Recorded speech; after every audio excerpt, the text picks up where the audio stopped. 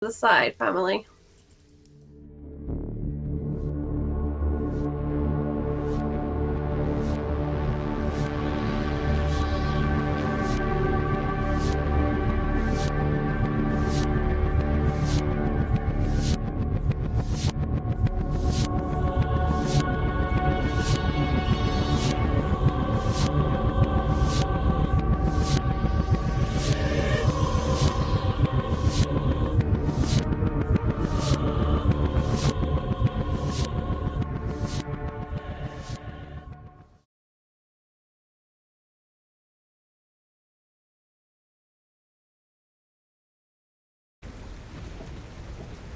Here we are. We're back. Welcome to Encounter Roleplay. Welcome back to our second ever Tentacle Tuesdays, our Call of Cthulhu 7th edition campaign, run by the one and the only Will Jones. How you doing today, Will? Doing good. I'm doing good. I was up last night, pretty late, with just some ink and a quill, scribbling furiously into a notebook the insane machinations which are no doubt set to occur later today. So I'm feeling pretty good about it. Didn't lose my mind doing so yet, writing these things, but every time I take some notes I feel a little more sanity draining away. So yeah, I'm feeling good about it. I like it. I'm not sure if it's a threat or a promise, but it's coming. A little bit of column A, a little bit of column B, yeah. There will be tentacles. That's the promise. There will be tentacles. Hashtag! Tom, how are you doing today? Redundant UK, welcome back.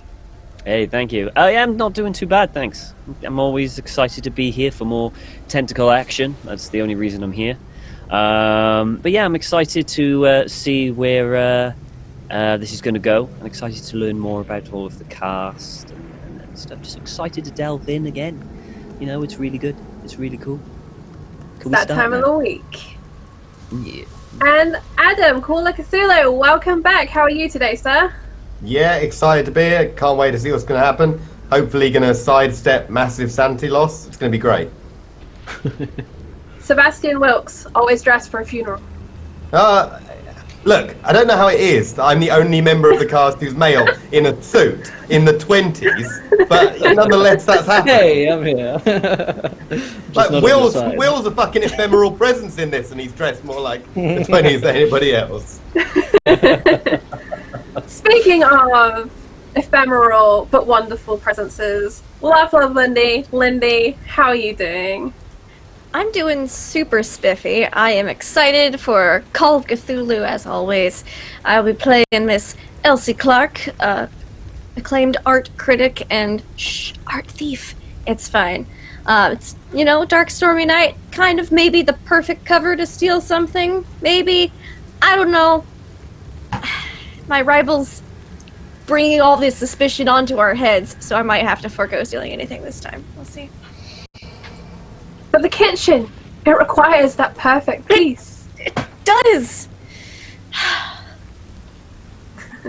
Speaking of perfect piece, the wonderful Scarred Star Panda, That's welcome. a great segue, by the way. That's solid gold, really.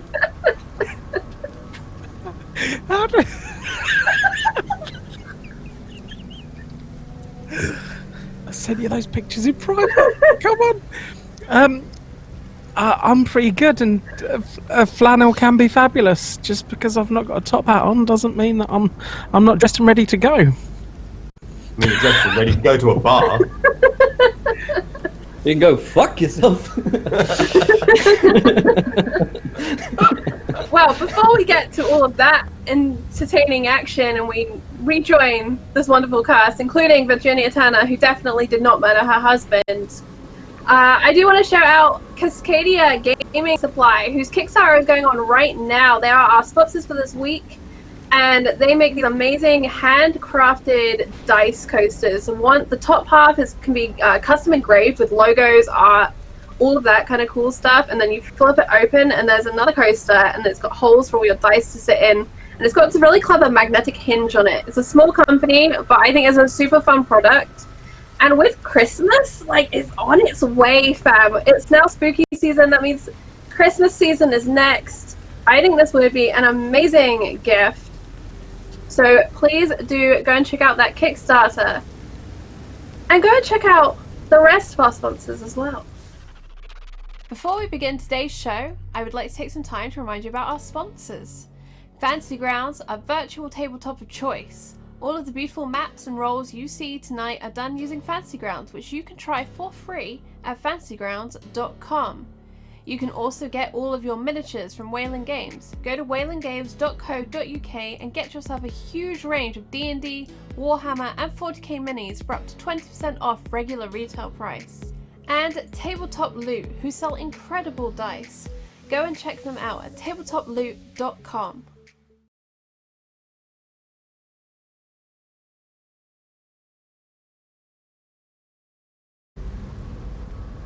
Fantastic. Alrighty, and I just caught as well Jill Odin's donation of £20, 2 boons for the good Professor Wilkes. Mr. Wilkes might be in need of that in a minute. I mean, that's like ablative armor for what's going to come in this session, but you know. Yeah. Happy birthday to me! Yeah! Fantastic. Alright, Charlie, we all good? Shall I dive into it? I think so. We have... so excited, he's gone off to buy dice. Oh, he's back. Yeah. He's off to get those coasters. Gonna go get the coasters. Don't forget, coming up during this session, in addition to those interactions, we have our 2 polls, so keep an eye out for those. When the tentacles appear, your time draws near. Fantastic. And speaking of tentacles, in fact, let's start off the session, seeing as everyone knows our characters this week. We can do it at the beginning with one of our sanity boons, or sanity blessings, for one of these good characters here. So there'll be a poll in the Twitch chat, and you guys will get to vote, and whichever player you vote for will get a d6 of sanity restored to them by the elder gods of Twitch chat. And last time, actually, who got the blessing last time? I remember that Sebastian at the end got the curse. Ah, yes, Elsie. Okay, so Elsie has been gifted in the past. So maybe you want to give it to another player. Maybe you want to give it to a player that you think is going to need it this session. But I'll get into a recap from episode 1, and while you guys have a little vote on that. So let's jump into today's session. To remind you guys, it was a cold and stormy night on Glumthorne Isle as 6 unlikely characters from all walks of life appeared for the art exhibition of the talented young Archie Virgil Jr. They gazed upon intrepid and disturbing oil canvases of the mysterious isle, and were transfixed and even upset by the pieces on display. They were introduced also to Archibald Sr., the stern and scholarly father of Archie Jr., the artist. They also had a close encounter with Eric Carlyle, the intimidating magistrate who specializes in art crime and works for the Virgil family. With the storm raging strong on the island, most of the newcomers headed back to stay at the odious little Doctor Ellis Stoat's apartment for the night. They've settled in there, all of them aside from Professor Wilkes, who was invited to stay at the Virgil estate and is about to take a look inside his private museum this evening. And that's where we left things off last week, and that's about where we're going to pick up. We're going to get back to Professor Wilkes in a minute, because the scene opens on Dr. Ellis Stoat's apartments. It's late. You guys have found your bunks. You had a couple of drinks, and everyone's settled down for the night. After a while, the storm becomes sort of background noise, and the rumblings and thunder almost become pleasant and comforting after you get to sleep. Unless, of course, you're very scared of storms, in which case maybe it'll keep you up a little bit more. But nonetheless, I would like everybody that's in the apartments here to roll me a hard spot hidden roll. For no reason.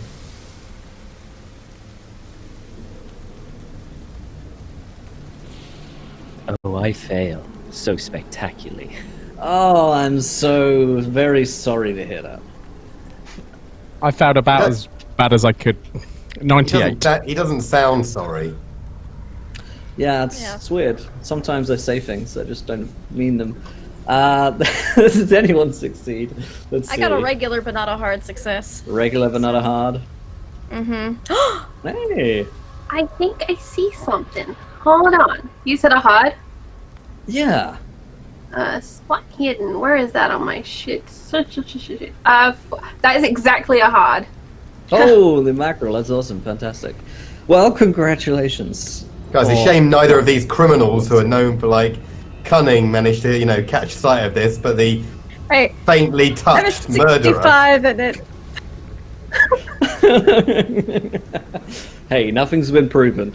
All right, so Virginia, it's late. You've been tossing and turning. The storm's been disturbing you in your slumber, and you wake up because there's a light shining on your face.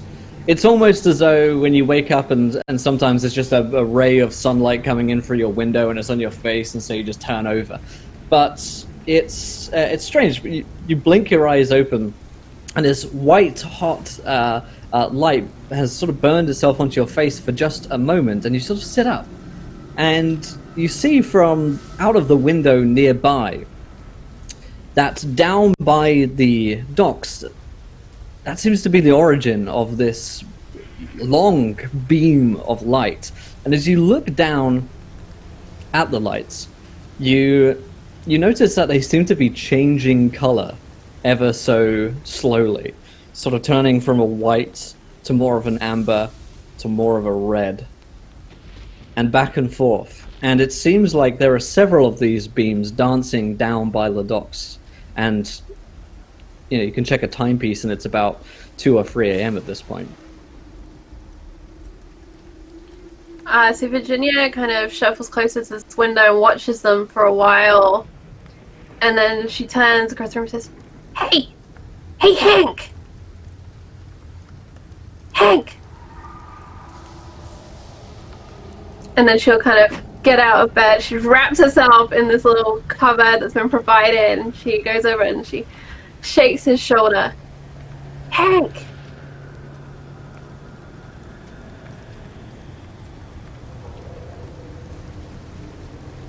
Hey, friend! You lost your voice or something? So you first try to speak, nothing comes out. What's the matter? It's early. It's late. What are you doing? There was some lights and they were shining in here, so I took a look and they were all kinds of colors. It's like a real light show down there. Come see. You sure it's not like a train or something? There ain't no trains on this island. I think it's like a lighthouse or something. I don't know. It looks kind of cool in the storm, though. Push himself up and kind of wearily walk over, maybe some of the beers kind of hanging in his head a little bit, and walk to the window. You see the lights she's talking about for a couple of seconds, and then at the same time, all of the beams stop. As though sort of retracted, and the light beams sort of pull themselves back into whatever light source they've come from. Now this is no handheld torch that's doing this. Something much more powerful source of light. As Miss Turner suggested, maybe like a lighthouse could do it. But you don't spot a lighthouse. It's not all coming from the same source. It's coming from down on the docks, where ships and boats would be coming in. Maybe it's like a boat or something. Maybe, I don't know. Do you think they saw us? Do you think that's why they turned it all out? Did it stay on when you looked at it? I mean, it seemed to. It was changing all kinds of colors, and then I got out of bed and I came to come get you. Well, it's probably nothing. Just you go back to bed for a little bit, and I'll keep an eye out. All right. Now, don't you worry your pretty little self about this, okay? It's probably the storm, it does me something. Makes me kind of funny in the head sometimes with all the thunder and the lightning and the rain. It's okay. By the sounds of it, you've been through quite a bit lately. You get yourself some sleep up. Old Hank will sit here and keep an eye out, okay? It's probably that creep messing around. I'm just worried it's a camera or something like that. You know, maybe someone is trying to record something to do with the storm. It's awful big. Kind of reminds me of that painting, you know? Like, Hank will stop for a second and kind of weirdly remember some of it.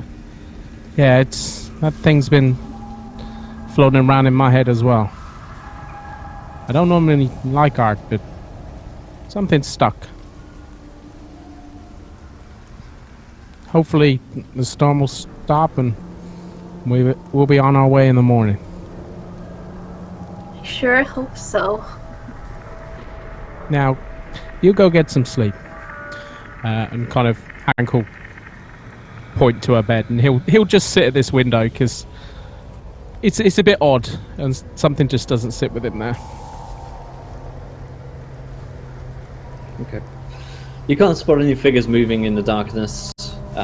Whenever there is a strike of lightning, you don't see anything down there, but it is very far away, so maybe you're not expecting to, but nonetheless you keep an eye out.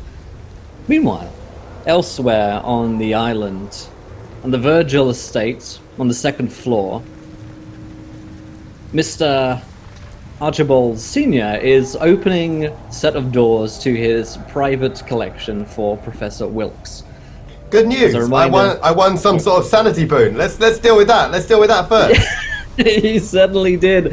Let's talk about the sanity boon. What's that? D100. With one hand, Let's chat go. giver. With the other hand, I take it away. That's a D6 returned to Professor Wilkes, which that's not unsubstantial at all. Thank you, Twitch chat. But I'm afraid I'm going to have to do something terrible now. Well, anyway, Professor Wilkes, you see as Archibald Sr. opens up the doors into this museum. Upon first glance, it's entirely dark inside, until he goes round and begins to flick on lights and even begins to light a few candles in here to help with illumination as well. What's revealed to you are several museum stands, glass cases of what look to be exactly the sort of thing that you're interested in. You see all sorts of objects, from urns to ceremonial daggers to what look like could have once been even like clothing, and potentially pieces of architecture, so interesting looking sort of bricks and stones, which it seems have been recovered and brought here. Archibald Sr. Sort of eyes you for a second from the gloom and says, "Well, what do you think?" Okay, should I actually head out and just roll some actual thing here to see what I think, or do I just know what these things are? Well, okay, so here's what I'll say. I mean, you've got enough expertise where you could glance at something and have a pretty damn good idea what it is. If you wanted to know, maybe more information about it, or be able to impress Archibald with a specific piece, then we could have a roll. But I think right now, what it looks like to you is a fairly impressive private collection to have. There are probably about 50 pieces in here, which for an island this small is fairly impressive. You would suspect that this would have cost a small fortune. Oh, I mean, this piece, I take it Nigerian. Absolutely fabulous. Correct. I do believe, and if I did, only one of these was ever actually recovered that I'm familiar with. This is actually quite astounding because it was thought that this was actually a unique item, and I do think I have colleagues at the Miskatonic who are going to be ever so cross when they hear about this. Well, I'm glad to see the scholarly glee in your eyes, Professor Wilkes. Please take some time and take a look around if you want to. Your chambers are just down the hallway whenever you wish to retire, but I'm afraid it's quite late for me. Oh, well, thank you so much. I if it's okay, I'll likely be here for... Takes out pocket watch. Probably about another hour and a half. Is that okay? No problem at all. I'm sure one of the servants will hear and come lock up when needed. But do take a look. Tell me what you think in the morning. We'll meet for lunch. In fact, I have some business to attend to. But if I may leave you with one interesting tidbit, this is the collection I show. But I do have a more private collection of more interesting, curated pieces in my personal office, including But some very more interesting than this books. one? Some interesting books, you say? Oh, what sort of provenance are we talking?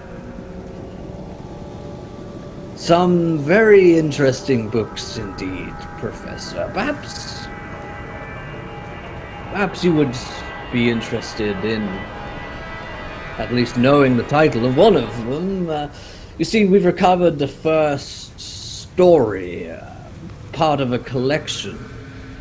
Translated, its name is The Repairer of Reputations.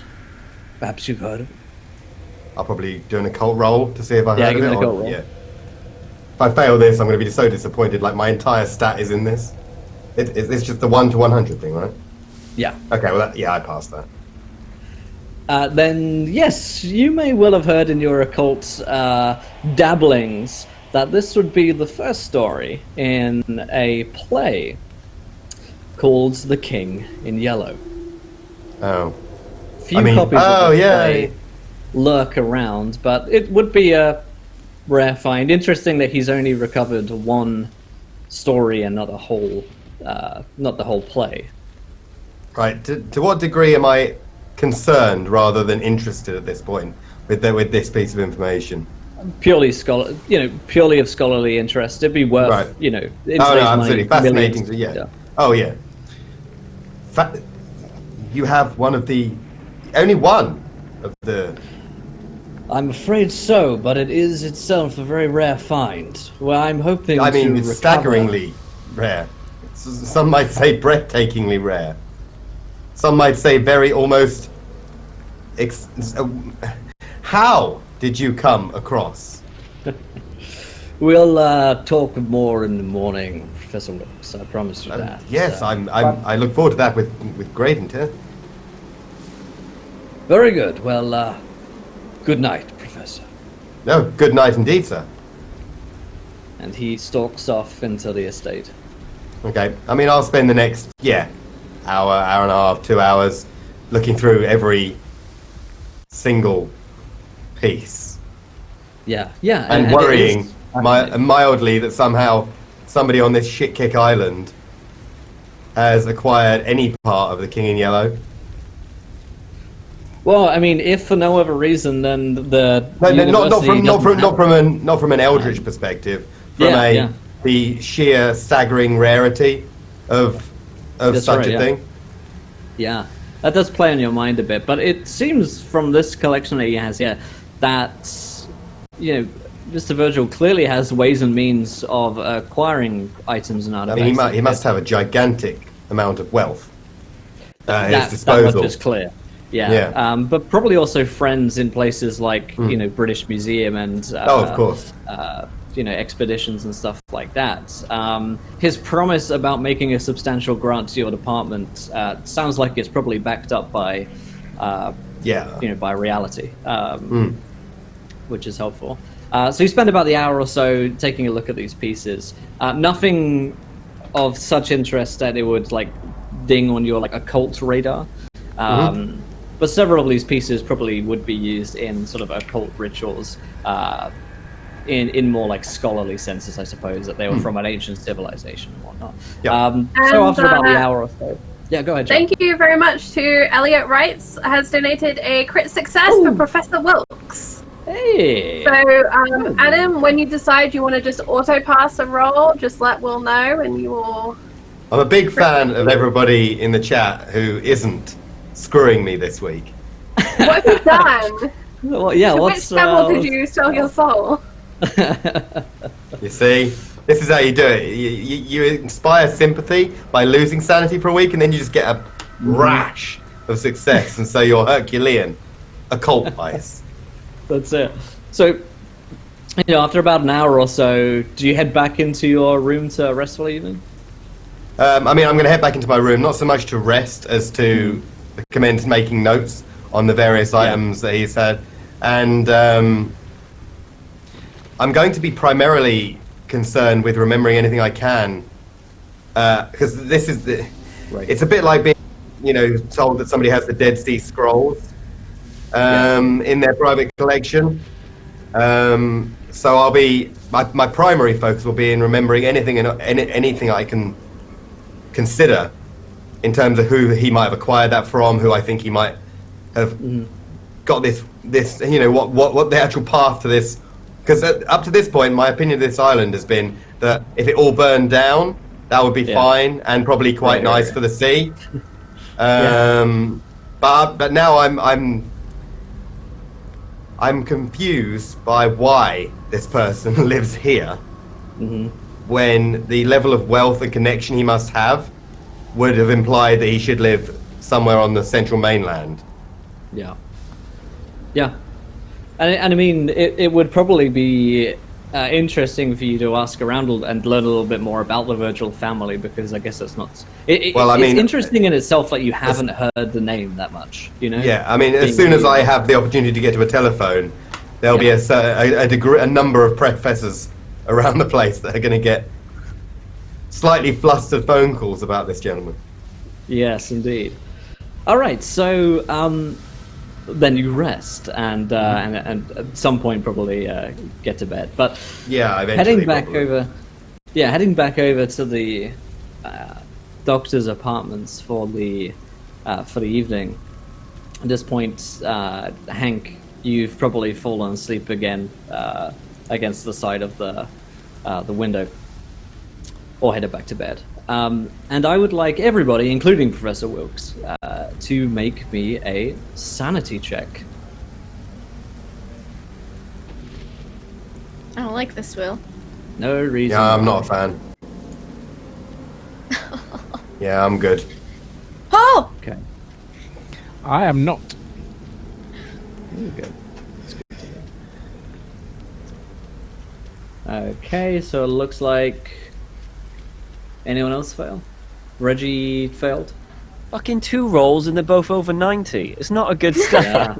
That's not. Elsie, is that a pass at 72?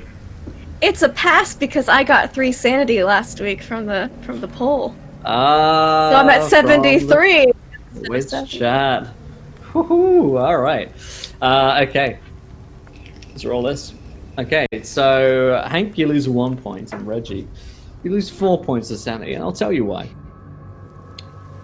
It's because tonight when you dream, when you fall asleep, both of you will share the same nightmare, though of course at this point you're unaware of it.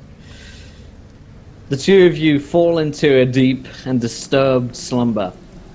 And something about those lights for you, Hank, something about those lights that you saw only moments ago is playing on your mind when you dream. It's most likely your sort of overactive imagination, but maybe for you, Reggie, it's the case that you looked at that painting and stared into it for a long time of the lighthouse. But whatever it is that's making you dream this, you both see in the middle of a dark ocean a lighthouse standing alone.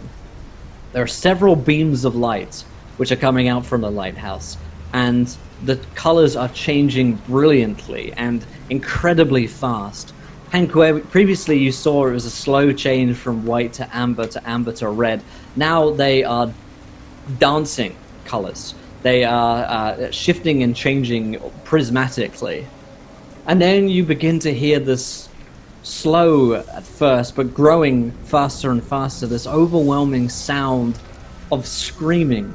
And something about those screams, it's as though people are drowning all around you. Perhaps it's the gasps of air coming up from the water in the storm. Whatever it is, you begin to hear this sort of cacophonous chorus of screams.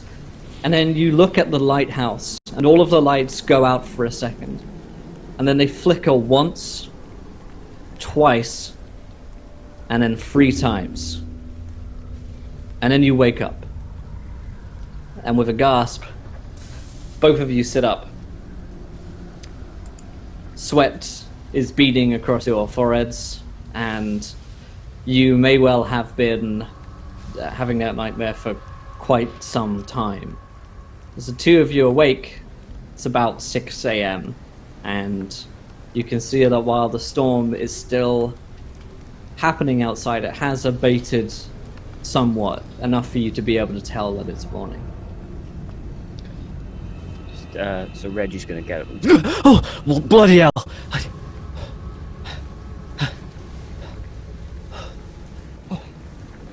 Hank just kind of stares across the room. Were you screaming? What? Oh, no. Bad dream. That's all. Bad dream. The wall. I mean, you understand. Wall. Yeah, I didn't sleep so well myself. There was lights outside last night, and you mean, like, I've never been into art. Do you often see the shit in your head again afterwards? Reggie will kind of just slowly get up. Well, I guess they say art has a effect on people. I guess it's not unheard of that perhaps you dream of what you just saw. What time is it? Should we be he up? checks his watch. It's about 6 a.m. And Reggie gets up and kind of... He's going to head out to the room and head to the nearest like bathroom or wash basin or whatever just to clean himself up. Hank's going to kind of just stare out the window a little bit more. I can't... Now things are a little bit clearer outside. It's light. I can't see a lighthouse out there, can I? Definitely not. You fellas always so loud when you wake up. Sorry, someone was... Did you hear any screaming? I don't dream like that. Only Mr. Hobbs yelling. Well, I had a really, really bad dream. I saw a lighthouse, and it must have been like I saw the colors, like we did last night. You saw the lights again? Yeah, but I'm pretty sure I was asleep. It just... Brains are kind of funny, They pick up on what we're scared and they throw it back at us when we're asleep and can't do much about it.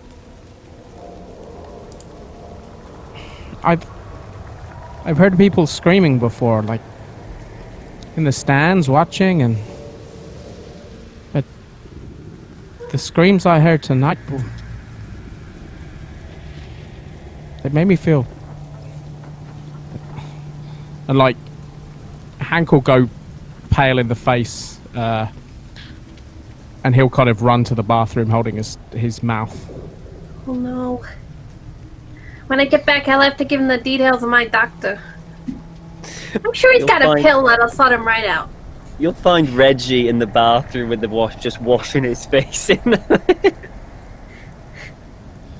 Hey, big guy, and then he'll throw up in the toilet next to you. Oh.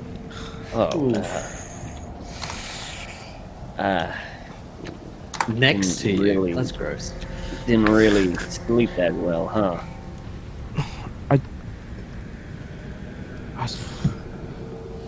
I don't think the dreams, just awful. The screaming, it didn't stop. It went on and on and on.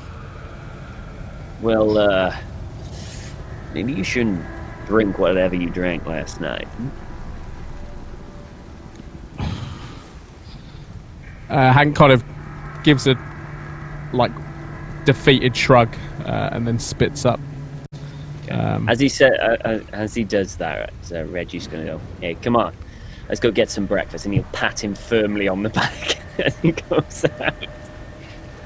Yeah, and about this moment as well, I suspect that the whole party have woken up and started getting ready. But as you two of you do so, you head out. You notice that Miss Belvont, is no longer there.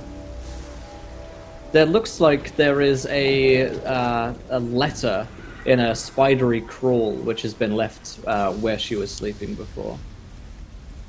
Oh. I'll go get the letter. It's not in French, is it? It's not in French. Oh, good. Because I'd be in trouble then. You and I both. Yeah. It simply reads, "Off to find a warm bed. Nice meeting you all. L." And as her bow tie is in the bed. She left a bow tie? Was she there when me and Virginia woke up earlier? You don't remember. Like, she could have been there. It was very dark. There could have been a form in the bed, but it wasn't like you were looking for her. So you're pretty sure she was there, but it's been, 3 or 4 hours since then. And it was late and you were looking at the lights, so it's possible she had slipped out already. She was meant to loan me something to wear. There's You the don't bow think tie. this is gonna do? Just the bow tie, yeah. Oh, I'm sure you can find something around. Can you just wear the same thing you were wearing yesterday? Looked really nice. Oh, well, thank you. I guess I could. I mean, I don't mind, but people get kind of funny, when a girl wears the same thing twice. I think we all understand the situation that's present here. You got caught in the rain. Couldn't leave. We're all wearing the same outfit from yesterday. Yeah. You're right. Hank kind of looks down at his own shirt, not being able to change it, with like little spits of vomit down. I would ask. Sorry, what's the guy's name we're at? Doctor Ellis Stoat. And Doctor- speaking of the man, there is a furtive little scurrying sound from behind the door, and an uncomfortable amount of time later, because you know that he's right by the door, there is a little... But you see the shadow of his feet has been there for like 10 seconds. It's like he's been right by that door. Hello? Good morning. Are we all awake in there? And then he opens up the door, because he has the key. Well, most of us, yeah. Ah, good. And how? Oh, Miss Belvont, is she? She found my private shower. Did I miss her? Well, she went to find herself a nice warm bed, and he just kind of casually throws the letter down onto the bed. Be right back, and he runs, like he actually runs. I don't think she found your bed. Okay, he's gone. He comes back from his bedroom a few moments later. Yeah, She's not there. Goodness, Didn't you lock the door last night? My constitution. Sorry? Yes, I did lock the door last night. Just how'd she get out? Miss Belvont doesn't seem to be the type to shy from going out a window. Yeah. You mean that one? I mean, maybe. Could have headed out the window, I suppose, but I'm awfully queer in the night, especially with a storm. Perhaps we should see if she took my umbrella. Listen.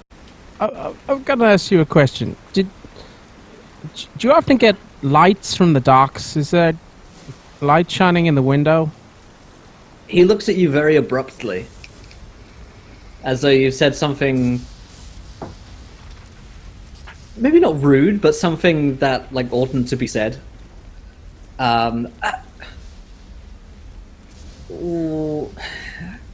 Why? It was most peculiar. Would I notice, like, as oblivious as to Hank is, would I notice that was a bit of an odd answer and a bit of a pause? Yeah, he gave you an odd look, even for an odd man. Yeah. Listen, buddy, if that was you with a camera, you sick fuck, I will break your fucking nose. What? No, goodness, no. I don't have Cameron. I'm not want to hang around at the docks at night. Anyway, the reason I asked is because, well, Ms. Belvont and I, we rather overheard a conversation last night, which I think might be connected somehow. Right. Go on. You gonna enlighten us about what this conversation was, or? I suppose there's no harm in it. But you see, I've seen those lights myself a few times. And, down by the docks, and last night, me and Miss Belmont and I, we overheard Archibald Sr. and that magistrate fellow, Mr. Carlyle, they were arguing about shipments of something, I think. I think it must be due to his, somehow connected to his business, the shipping down there. And, well, I remarked to Miss Belmont how odd it was that I never see any boats down there during the day, and yet occasionally I'll see strange lights down there. So what, do you think he's smuggling some stuff in on boats? I mean, I wouldn't be surprised. I mean, these, when you got... But I thought the whole deal last night was no boats could get through the storm. I thought that's why we were stuck here. Well, I don't know. Maybe he lied. I don't know. I'm not sure, but perhaps Miss Belmont went to take a look. Maybe she saw those lights.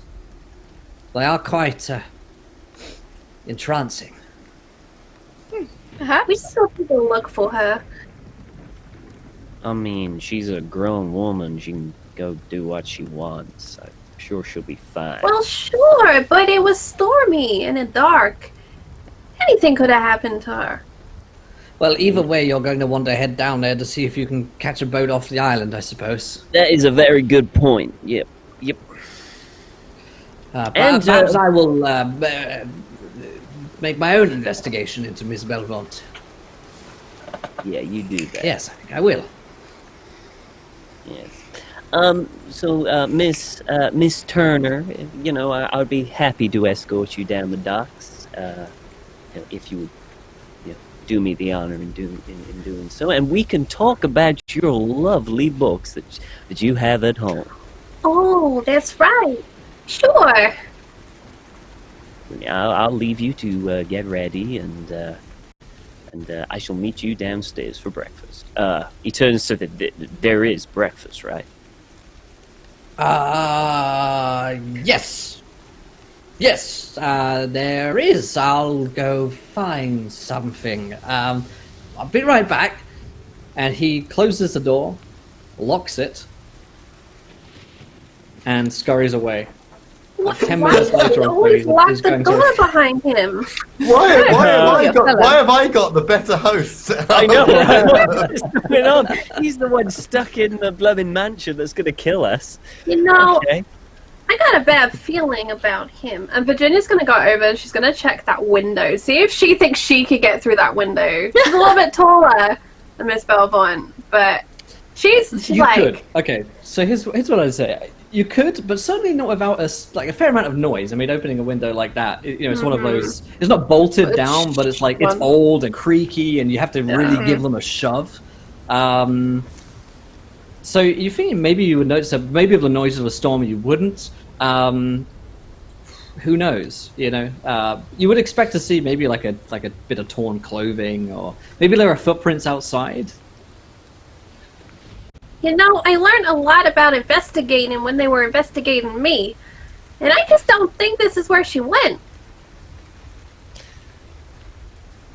I mean, it's very possible she just picked the lock on the door. Well, she probably had to. This creep locks us in every time. I mean, that's weird. How sturdy is this door? I mean, you want to test it? I mean, it doesn't look like it's like a heavy frame. It's not like a fire door or anything. I mean, if you give it a bit of a shove, I mean, most of this building, as described before, is like a bit decrepit. I'm gonna give it a so bit it's like of a old. Yeah, you give it a bit of a shove, and it will. Yeah. If you want to check it, give me a strength check. All right. Now let's hope I don't roll 90 this time. If you're on 100, it'd be a good laugh for everyone. 27, which is a hard success. Yeah, I mean, you sort of like burst the door open. You don't like blow it off its hinges, because I'm guessing you're not trying to blow it off its hinges. But No, I mean, you give it a good give it a good wham, and yeah, it just sort of like flies open. And like the first thing that you'll notice when you do open that door into the doctor's side of the apartments is that it smells pretty bad in there. I mean, it's like a fermented, like, nerd smell is what you're getting from there. Something. Did they have Cheetos in the 20s? Yeah, right. Like We're about to something's hold gone a on. magic GP at any moment. Yeah. It's like there's it's a Slice off chunks of the air. It's the kind of sweat which like doesn't have any like workout like like hormones or anything going on. It's just like sedentary sweat is happening in there. It's Right, I don't think I want to know what he's done in here. I just want to go downstairs, so I'm just going to go downstairs. He comes back. Is that my door? And he's holding a plate of fish. Is it cooked? Sardines. Looks like they maybe came out of a tin. Maybe he caught them. You don't know. It's They fine. smell pretty bad. We'll eat out. It's fine. But thank you for sure? trying. They're very good. Yeah, I'm Say- sure they are. Mr. Hobbs, weren't you invited by that professor to go and look at some stuff at the house this morning? I was indeed. That is exactly where I was. I was considering going, but I don't know if it's something that I'd. Well, why don't we go together? I like art. Okay. Oh, all right. We can do that if you so choose, and then And we can maybe go down the they'll have docks. coffee up at the house. I'm sure there's a little cafe we can go to beforehand. Is there a little cafe, Doctor, that we can go to? Cafe? No, but there is a tavern. Yes, down next to the mainland. hostel. Right. Do they do food? I mean, Yes. They've got plenty of fish, amongst other things, I'd imagine. I have to say, haven't been down there for probably 12 years or so. So, but in my investigation, I shall join you. well, I'm sure we'll be happy for your company. Okay, Very well, well. If you just give me 20 minutes or so to get changed, then I will meet you back here in a few minutes. Yes?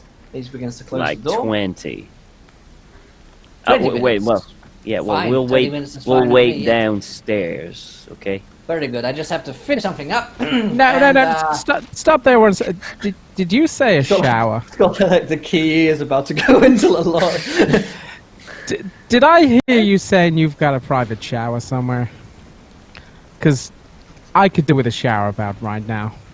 Well, Why don't you show I me to? do, And he but- starts walking through the door. It's he moves his like tiny man body in a way. It's down for repairs at the moment. That's a damn not shame. Well, you Yeah, said Lord, must be Miss stolen. Belvon might have been in there. Why would she have been in a shower that needed repairs? Why don't you take me to the shower? Fuck Take a shower, okay. champ, and I'll spank him on the bum like the professional baseball players do, I imagine. I imagine. So I like to think about these things. Yeah. He very reluctantly accepts your spank and begins to. Which, in his defence, you can understand. That's the fair thing. I'd be a bit worried. The actual 1920s homoerotica on display. Actual first base. It's the only way I would receive a spank from Gareth is reluctantly. but I'm not saying it hasn't happened. So he follows you. He leads you, in fact, to this through his little corridor, and each of the doors look like they're locked. And there are 2 doors down this corridor, and then a third one down at the end, which he opens up. And in like in like hoarder TV shows when they show you the bathroom, like that is sort of the level of chaos you're sort of looking at in this bathroom. It looks like several things went here to die as their final resting place. All of the tiling is just like for some reason the tiling was once white, but now it's brown, and you don't want to know why it's now brown, but all of it is in various different stains, colors. There is just like shit everywhere, like crap everywhere in terms of like junk, which looks like this has been just used to throw in here. There's like an old sofa, there's some old rotten books, and it's just clutter everywhere. And at the back there is this one little faucet, which looks more like a tap than it does a shower, but it's a sort of tap on the wall.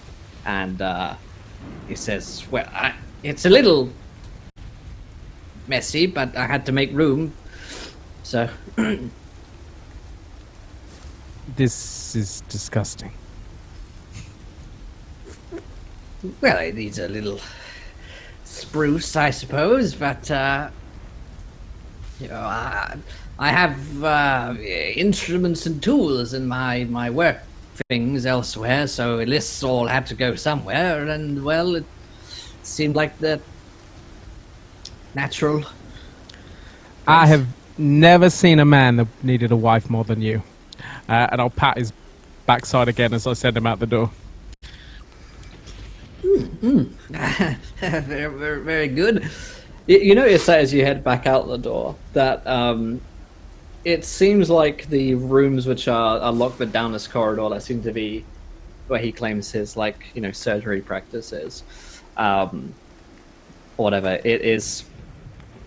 There is a dark, what looks to be a fairly dark, brownish red stain under one of the doors, which is sort of noticeable immediately upon leaving the bathroom. Looks a little bit like dried blood, honestly. So Hank is gonna he'll leave him to go. He would have kind of clocked this, but probably not have raised it with him immediately. And he'll turn on the tap to start making the water noise, and he'll kind of listen and make sure that he walks away. A brown eking oozes from the tap, and that's all that happens. The doctor looks like he's headed into the other room on the left-hand side, the one which doesn't have the stain underneath it. So it looks like you've got a moment's clear shot of this. Hank will kind of did this door squeak as he was let in? Yeah, all of the doors are pretty squeaky. He'll kind of do this quickly then. He won't hang about because, this has put him on. Someone's left the room very, very, is not where we expect them to be, and this guy is a creep. So he's going to pull the door over quickly and walk to the door with a red stain and try and open the handle. It is locked. He'll not even think for a second. He thinks this guy's a weirdo. Shoulder the door open as hard as I can. Give me a strength check. That's a 3. Oh, yeah. This, and the rest of you will hear this as well. The sound of this door, sort of like it's a swift but determined sort of boom from down the corridor as that door opens up. And Hank immediately, upon entering the room, the smell of blood, right? It's that irony, tangy sort of smell. Almost you can taste it on the back of the mouth. It feels like assaults your nostrils. And you look on this table, which is before you, doctor's table, and there is what looks to be a dead man who is partway through some kind of operation, perhaps. Maybe it's a post-mortem. Either way, his body has been sliced open at several different intersections, and there are plenty of notes lying about the place in a scribbled hand on the back of a clipboard, which look like maybe what Dr. Stoat has been using to make notes here. The man himself looks like he's probably a local of the islands. in his 50s or so. First look, that's what you get. And as that sound happens, the doctor, no. Please, Mr. Patton, this is private. Fucking talking right now. Tell me what the fuck is going on in here. This is my examination room. I'm performing a post-mortem on this man. At least I was until I was interrupted.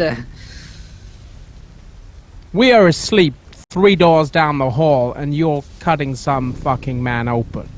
Well, it's my job, Mr. Patton. I don't mind if you hit baseballs around here while I'm in here. I just ask that you let me do my private business and you can do yours. I've got a mind to hit something right now. Tell me, where is Miss Belvon? What? I don't know. Listen, good man, I don't know what you're accusing me of, but I'm certainly not guilty of it. I am simply this island's doctor, and well, this man expired, and I'm looking into why. Right. If you question this, we can telephone Inspector Warren immediately, and he can clear this up for you. And Jill Odin donates 3 crit successes for Hank. Ooh. Thank you very much. Hanky panky, love it. I'll shout everyone down the hall. I think you're gonna need to come and look at this. Reggie will just kind of come down. He's ready to go. He's ready. He's been waiting for Virginia to go. He comes down. All right, Hank. What is it? No, Hank. No. And he'll stop and turn to the women. You don't want to look in there. You don't want to look in there.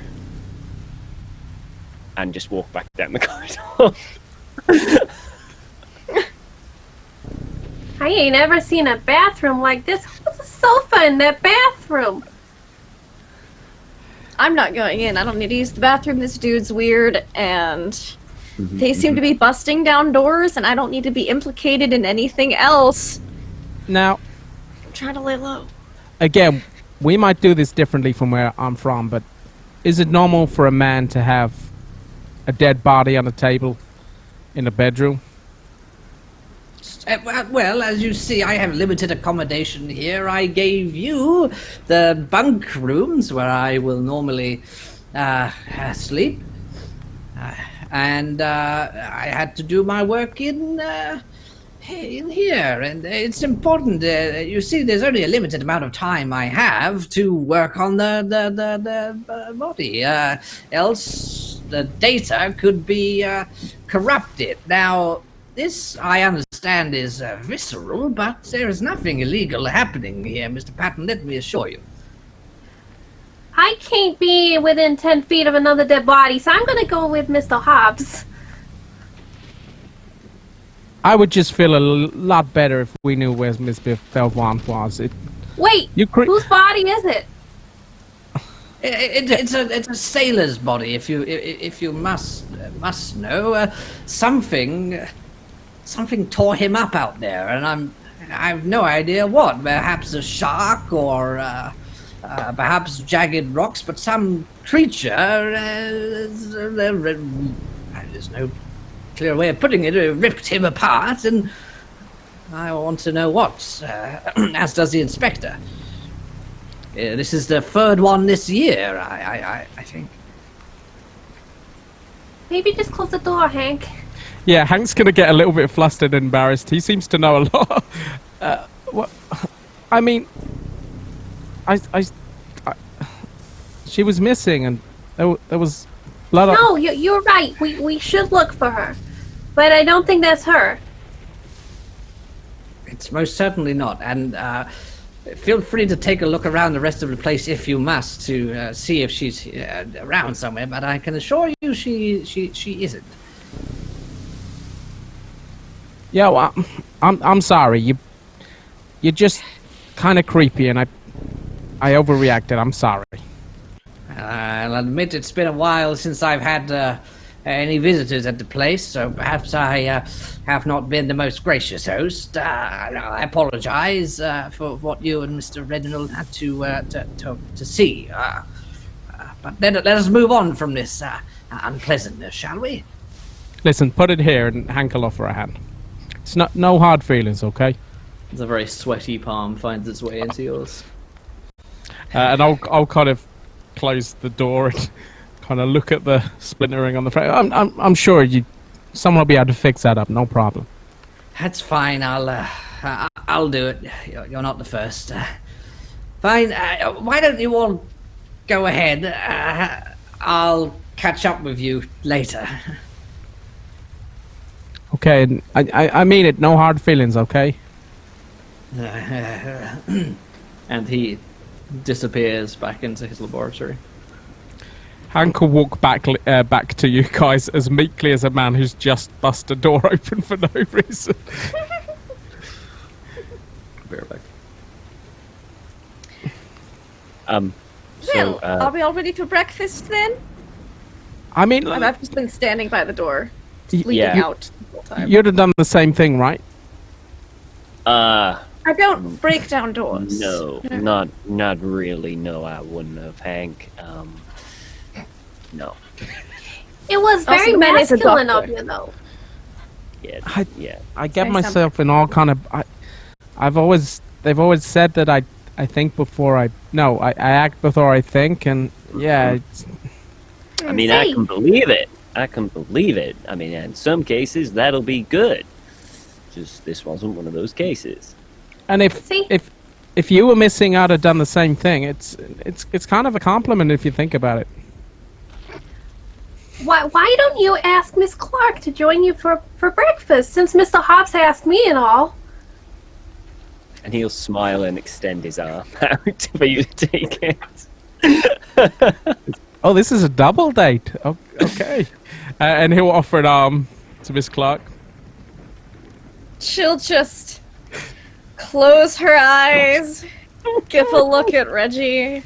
He's And take it. chuckling to himself. Think of England. Thank you, Mr. Patton.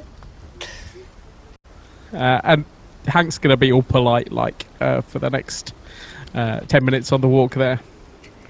10 minutes. That's his limit. Give me 5 legs. 10 legs. That'll do.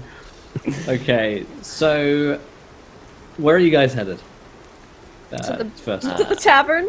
We're going for the tavern for a quick breakfast, hopefully. So it's Okay, important. so yeah, so if you wanted to go to the at any point, if you wanted to go to the estate, it would be easier to go earlier simply due to location. So you're up on a hill, and most Right. of Glumthorne Isle, it seems like where the docks are, most of where the sort of town area is a couple of hours down the road, sort of miles really down So the road basically- on a pretty rugged. Going But, to the Will, estate is better. Shit right, hits the first. fan when we go to the estate, so we're going to Yep. try to get some breakfast first. No, you guys are welcome So- to go wherever you want to go. I'm just letting you know the sort of time and distance it will take Oh, for where okay. you want to go. No, if for me, it is if the quite a estate's trek.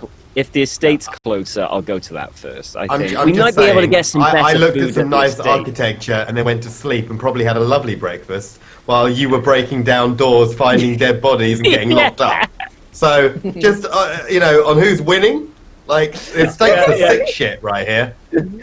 Yeah. I didn't We've know Call of gained Cthulhu was sanity. competitive until right now. Oh, Charlie, you're learning so much. Sebastian actually gained sanity by staying in the estate. We all should have That's a done net gain. That's a That's net an Always gain. excited. What time was your appointment with Professor Wilkes, Mr. Hobbs?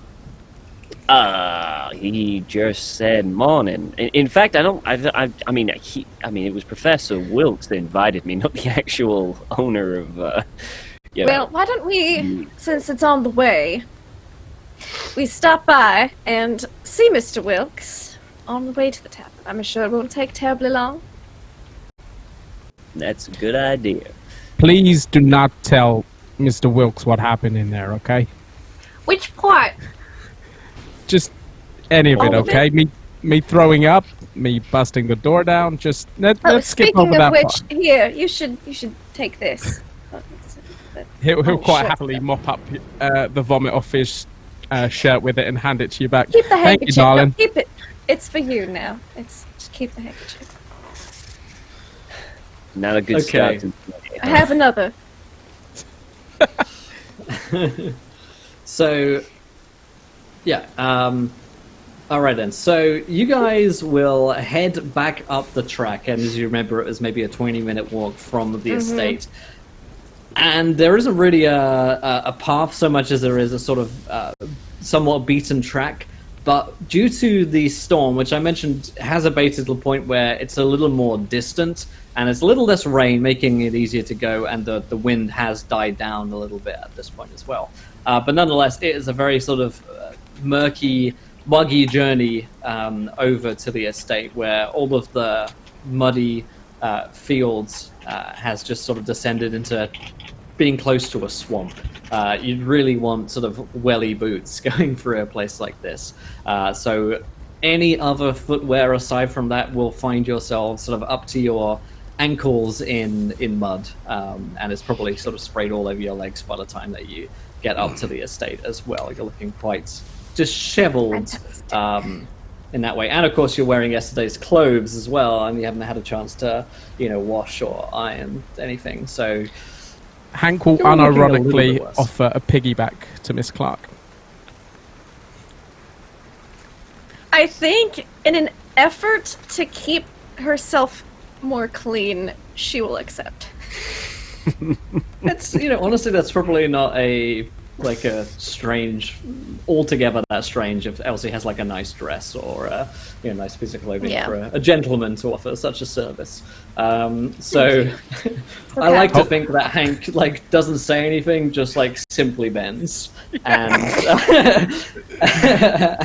and Elsie knowingly mounts, and so Go easy on the spurs, okay? And he'll drop. giddy up, yeah. So you find yourselves headed over to the estate, and by this time it's about 7:30 a.m. And it looks like the estate is waking up. You see several cars, nice cars as well, parked outside, or I guess in the courtyard of the estate itself. It looks like several of Mr. Virgil's wealthy friends and locals have stayed the evening here as well. And as you enter in through the courtyard, you come in through the Gothic-like big doors into a large hallway, and you can immediately smell this delicious food. I mean, the smells that you're getting coming from this sort of hallway are worlds apart from what you've recently smelt. There's a smell of fresh bacon and eggs and warm toast and butter wafting out from the kitchen as you walk in through the hall, and no doubt several servants welcoming you in at this point as well, recognizing who you all are. You'll also be brought into the hallway. Your coats are offered to be brought up depending on how long you want to stay, and you get into the dining room where several of the guests are eating, along with a couple of notables that you saw from the night before. Obviously, Professor Wilkes is here as well at this point, having woken up and maybe getting a bite to eat. Maybe he's just taking some notes at the table at this point. You don't see any sign of Archibald Sr., but it's said that he's off on business this morning. But you do see Archie Jr., the young artist, who's eating nearby to Professor Wilkes, and a very, very hungover looking Domenico. He's managed somehow, like a stray cat, to find his way back into this hall, and probably just due to his size and boisterousness and drunkenness, has managed to force his way back inside to the estate, where servants have tried to placate him by giving him enormous amounts of food, which he seems to just be shoveling down into his mouth at this point. And Professor Wilkes, you spot the group entering as well. Some of the folks that you saw from last night. So am I to understand that they look like they've slept on the floor and then walked through a very muddy field? I think so. I yeah. don't look like I aside from walked through a Elsie- very muddy. Yeah. But no one's looking killer right now, I think. Did you all sleep in a ditch? I wish. I mean, We may as well have. Well, Miss Turner, please, and he'll, put a seat out for you to sit down. Thank you, Mr. Hobbs. It was quite the night, Professor. yes. There were kind of strange lights down at the docks, and Miss Belvant went missing, and then the doctor was cutting someone up, and Hank The found the doctor body. was cutting someone up. Surely not. Apparently, not like some a- not- stranger not got like a- cut up real bad in the water. Not like a post-mortem, surely. Who would Apparently so. expect? Who honestly would expect a doctor to be conducting I a know. post-mortem? That is staggering. Well, I I'm mean, right it was a with you, night of a Mr. party. It's kind of a strange activity, don't you think? I mean, he was conducting a post-mortem on the night of the party. Well, how long does one take? How long does the body last? I mean, Nah. anything from 1 to 4 or 5 hours. How did Usually you if the find out body's that he in the was water, it's doing kinda it? messy. Why were you in the post? Why were you in the operating room? It was in a bedroom. I assume it was a bedroom. It would have been upstairs, right? It was on the same level. It actually doesn't have 2 floors. It's sort of just one, I guess, like bungalow. But it Was it you know, actually an looked like maybe operating once- theatre? I mean, no, it wasn't an operating theater. It certainly wasn't something that was like well put together. It looks like a hastily erected, done by an idiot, or a very dirty man that Doctor Ellis Stoat is. But it did look like he's been using it as a surgery, probably for several years. So, is it a surgery? Well, I guess if you're using it as a surgery, it is, right? Listen, I'm sure everyone's a little bit out of sorts this morning. Let's get some I'm fine, breakfast. actually. I slept rather well. Where did you leave? Where did you leave the other one? What was her name? Belvant. She's gone missing. She hasn't gone missing. She left. She left. Don't, Hank. Don't. Oh, she you just know, left don't in say- the night or what have you. Yeah, I mean, she seemed okay. quite eccentric. She's a grown This is woman. all She that can do was what left. she wants. She left behind her And bow also- tie. Yeah. You know, I I thought mean- we were going to be friends. What, you and her? Sure. We Oh, have a yes, lot in that- common. Both of you are, yes, ladies. Is there more? I'm sure there is. Would you mind passing the toast? I mean, Oh yes, I sort of just gently prod it in his general direction. yeah, Are thank you done with those eggs? And I'll pull his plate over to me. Oh, what do you smell like? What It's mud. No, it isn't. It might be musk. It's. Do you not know what real men smell like? Do they smell like vomit and mud? Yes. Is that what your suggestion is? Real Because I think we men could go smell- around the entire room and find that you're the only person in here who smells like vomit and mud. Domenico pipes up. Nope. Me too. Right there. It's been a rough night. He sort of like drags himself and falls over onto a chair next to yours. Listen, Professor Wilkes, it turns out I probably had a little bit too much drink tonight. Look, last night. So I think I remember saying things that I probably shouldn't have. So look, and he offers a handshake. Let's just. I apologize for anything I did to upset you. I'll look at his hand as if I'm not sure what it's for. Really? Washing. Fair enough. It's on you, buddy. Perhaps once you've had a sincere and comprehensive wash, we could try this again. Okay, buddy. If this is the fight you want to fight, well, that's fine. And he'll One of tuck into your the- eggs a little bit more. One of the servants comes over and she brings with her more plates of food for you, seeing that the group of you have arrived. She's an old lady with oddly enough, she's only got one eye which seems to be working properly. The other one is sort of milked over a little bit. She's got a shock of red hair, which looks like it's graying at the roots quite substantially. And her back is so stooped that it looks almost comical if it weren't for her sort of diminutive sort of gait that she comes with. And she says, There you go, dearies. Get you anything else? Oh, do you know if Mr. Virgil's around this morning? He's right over there. Yes. The painter? Young Master Yes. Virgil is there. Archibald Senior is away on business until the afternoon. But if you need to have a meeting with him, I'm sure that could be arranged, dearie. Oh, thank you. I'm sorry, Mr. Virgil. I completely missed that you were in the room.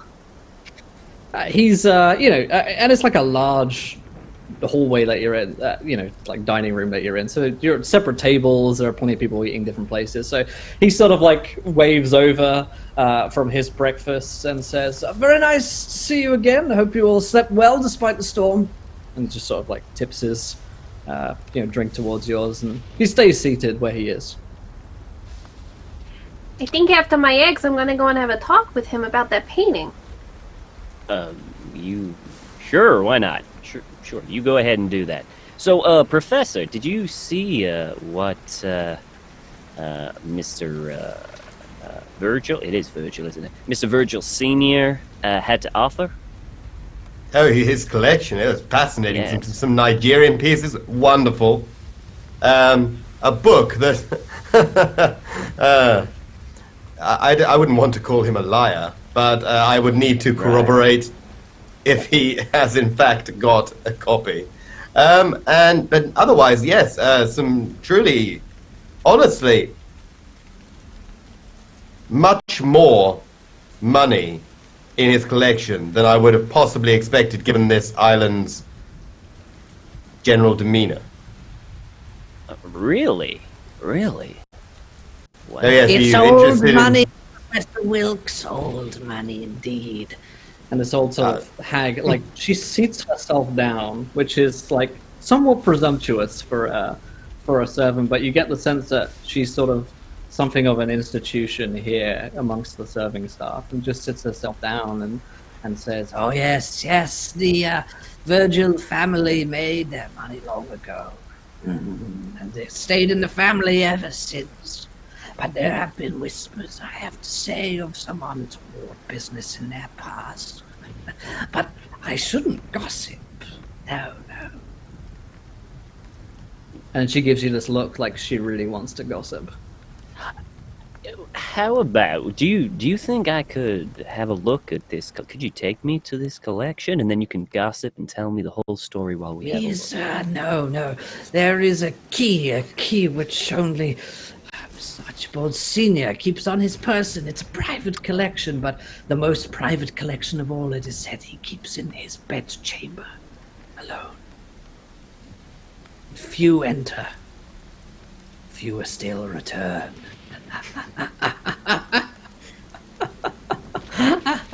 But I'll have to tell you some more of my ghost stories sometime. If you ever wish to hear them, most evenings me and some of the other staff sit around and tell tales. It's not much to do on the island, you see. Not much to do at all. So we have to tell I'm stories. beginning to see that. Yeah. I mean, I We don't get might visitors later. very often. Yeah, I can. Very nice to see you all here, dearies. You got any of those stories that involve the docks or lights or anything like that? Oh, so you've seen them too,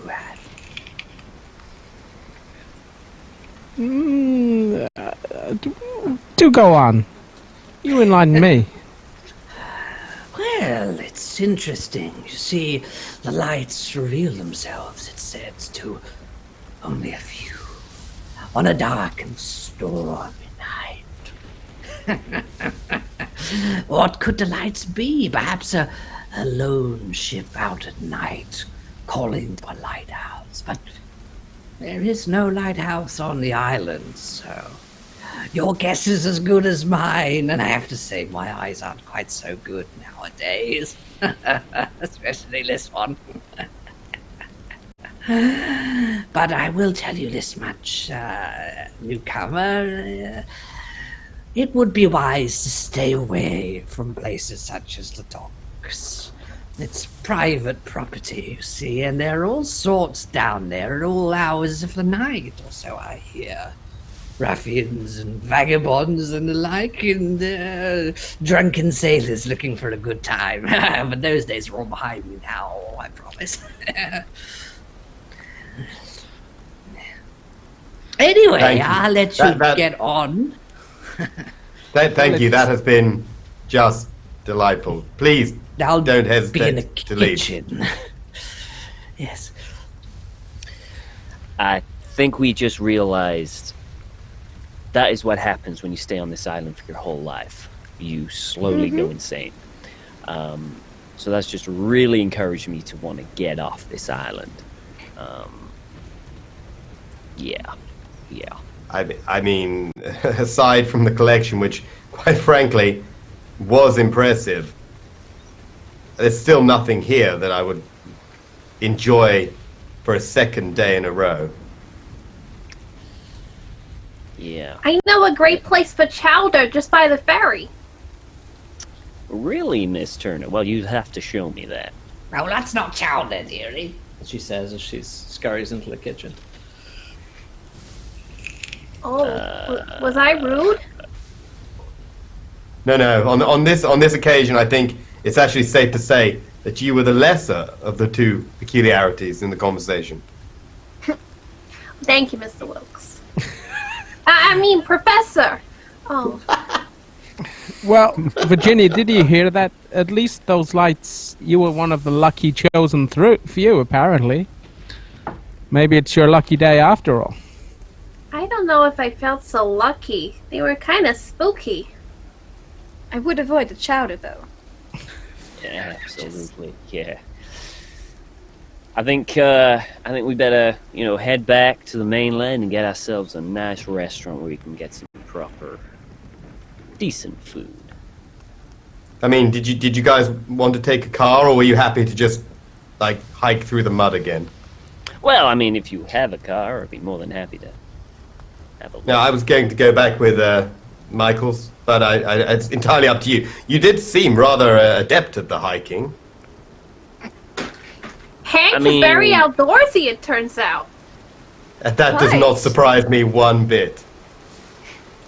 I mean, don't get me wrong, I like hiking as much as the next person, but not when it's raining an awful lot. Ideally, Domenico says, Don't worry, chappets. I've got a vehicle. I'll take us down. I'm going there. Same way myself. Off to the pub, actually, I think.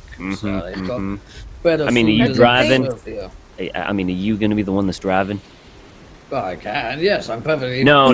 That wasn't an encouragement. That was don't drive. Get someone else to do it. Someone else wants to drive, they can do. Mr. I'll be Hawk, waiting why by don't the you play car. chauffeur today? Sure. I mean, it's been a while since I've driven, but I'm sure I can figure it out. I'm sure you're quite adept at it, Mr. Hobbs. I always liked watching my husband drive. In that case, I must insist on driving. I feel like at this point I'm so lost in conversation with everyone.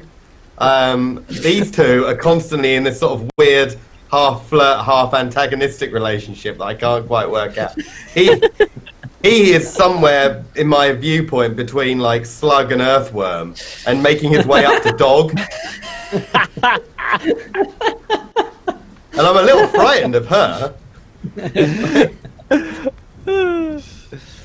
So Domenico is he gets up and he heads to the car. So essentially, if anyone wants to meet him by the car, that's where he's going to be when you feel like leaving.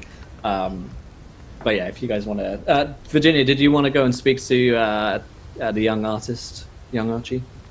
Yeah, she wants to go speak to Archie. So she'll once we finish and we're about to go, she'll go across the room to see him. Okay, yeah, he's reading the newspaper, which looks like the local newspaper, and puts it down with a smile. He doesn't look like he's slept well. He's got big bags under his eyes. Oh, Oh, Miss good morning. Miss Turner, wasn't it? Yes. I don't mean to interrupt. I just wanted to say I was thinking about your painting a lot last night. Really? Oh, that's nice. You know, funny thing is, so was I. Was it the storm and the lights? 'Cause that's what did it for me. I think that must have been it. You know, sometimes the island gets these freak storms that come in and last for several days. I'm not sure if you have to go down and see if you can leave on the boat today, if the captain will let you sail. But yes, strange dreams, but well, no rest for the wicked. Am I right? I've heard that. What can I do you for, Miss Turner? I was wondering if anyone had bought that painting, you know? You know, I don't believe they have. I could ask Mr. Randall or Mr. Carlyle when next they see them to double check for you, though. But if you're not staying on the island, that I might not have much time. That's true. Say, can we go take a look at it right now? Certainly, yes. Walk with me. Did you see the lights last night, by the way? He gives you a funny look.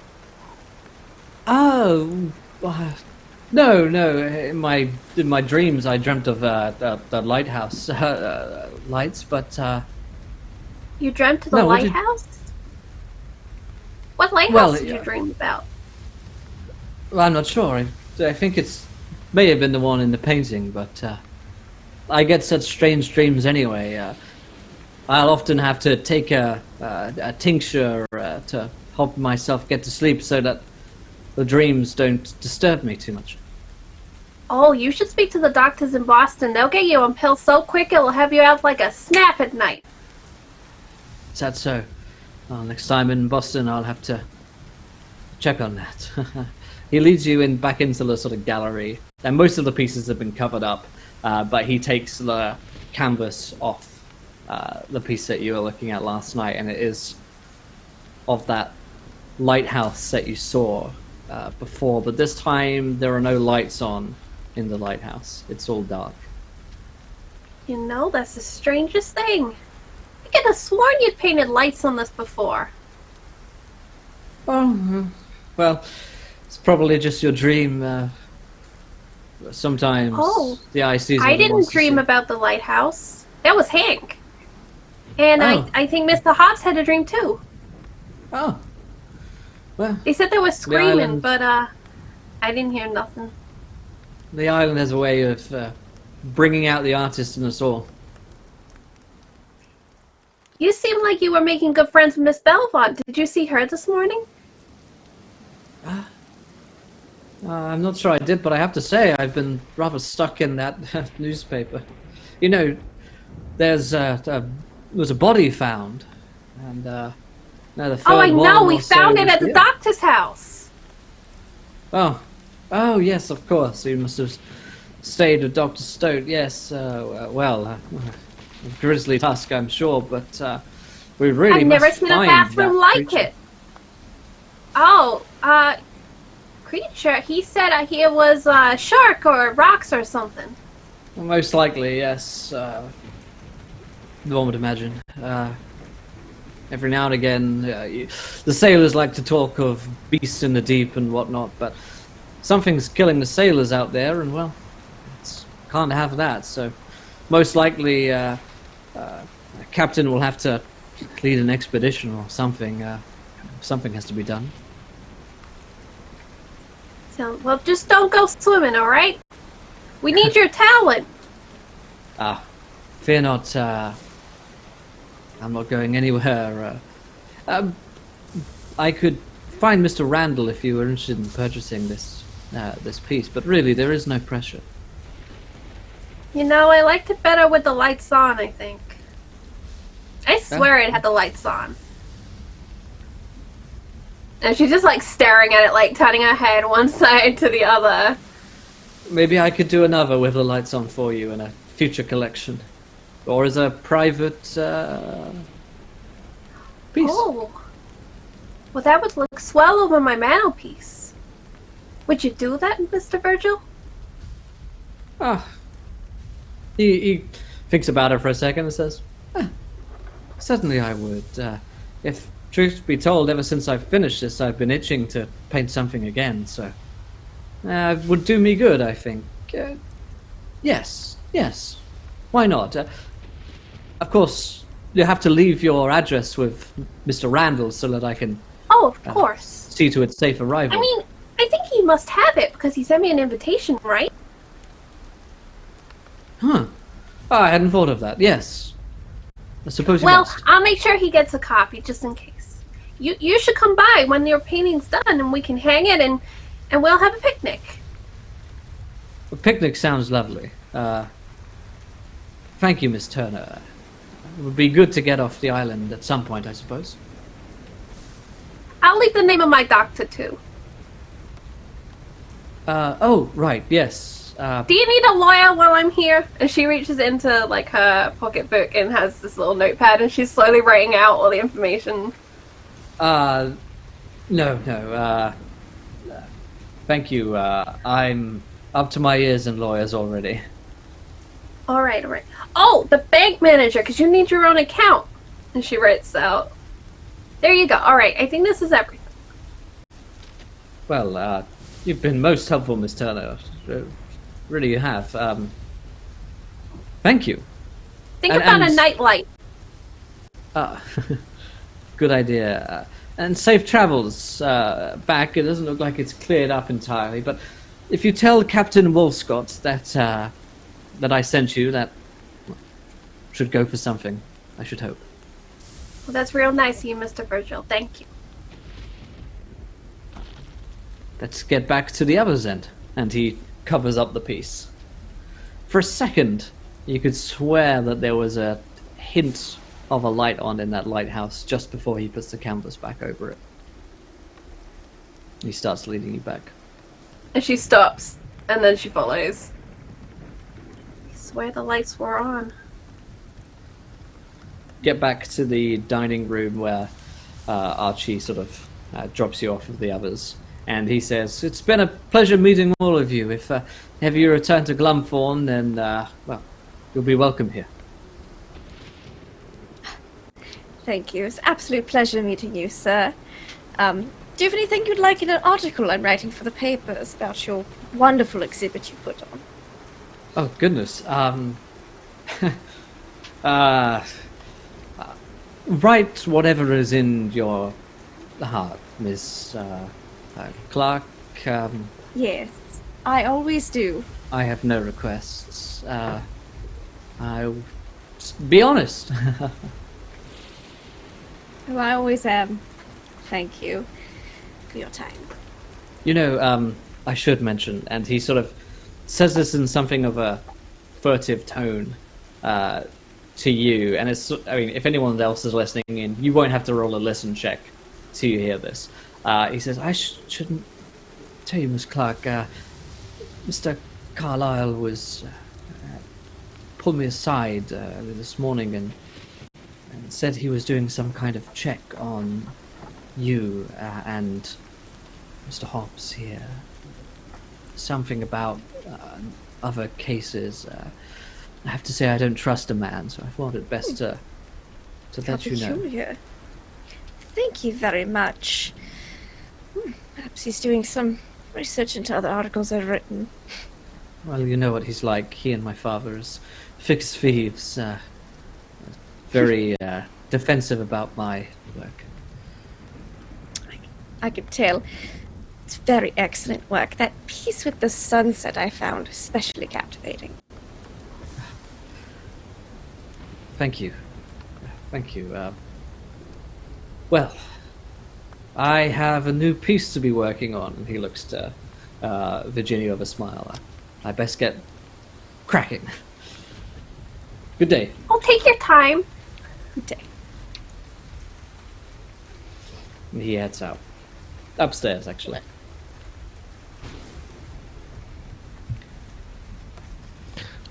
That guy is creepy as hell.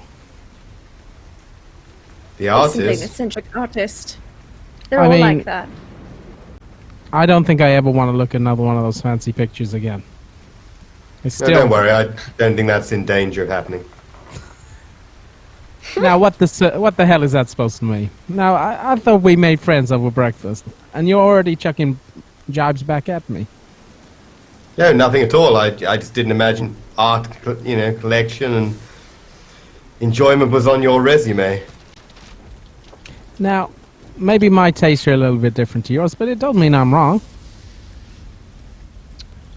You like I'm looking sure at it old does. creepy books and studying about old dead civilizations. That seems a bit odd to me.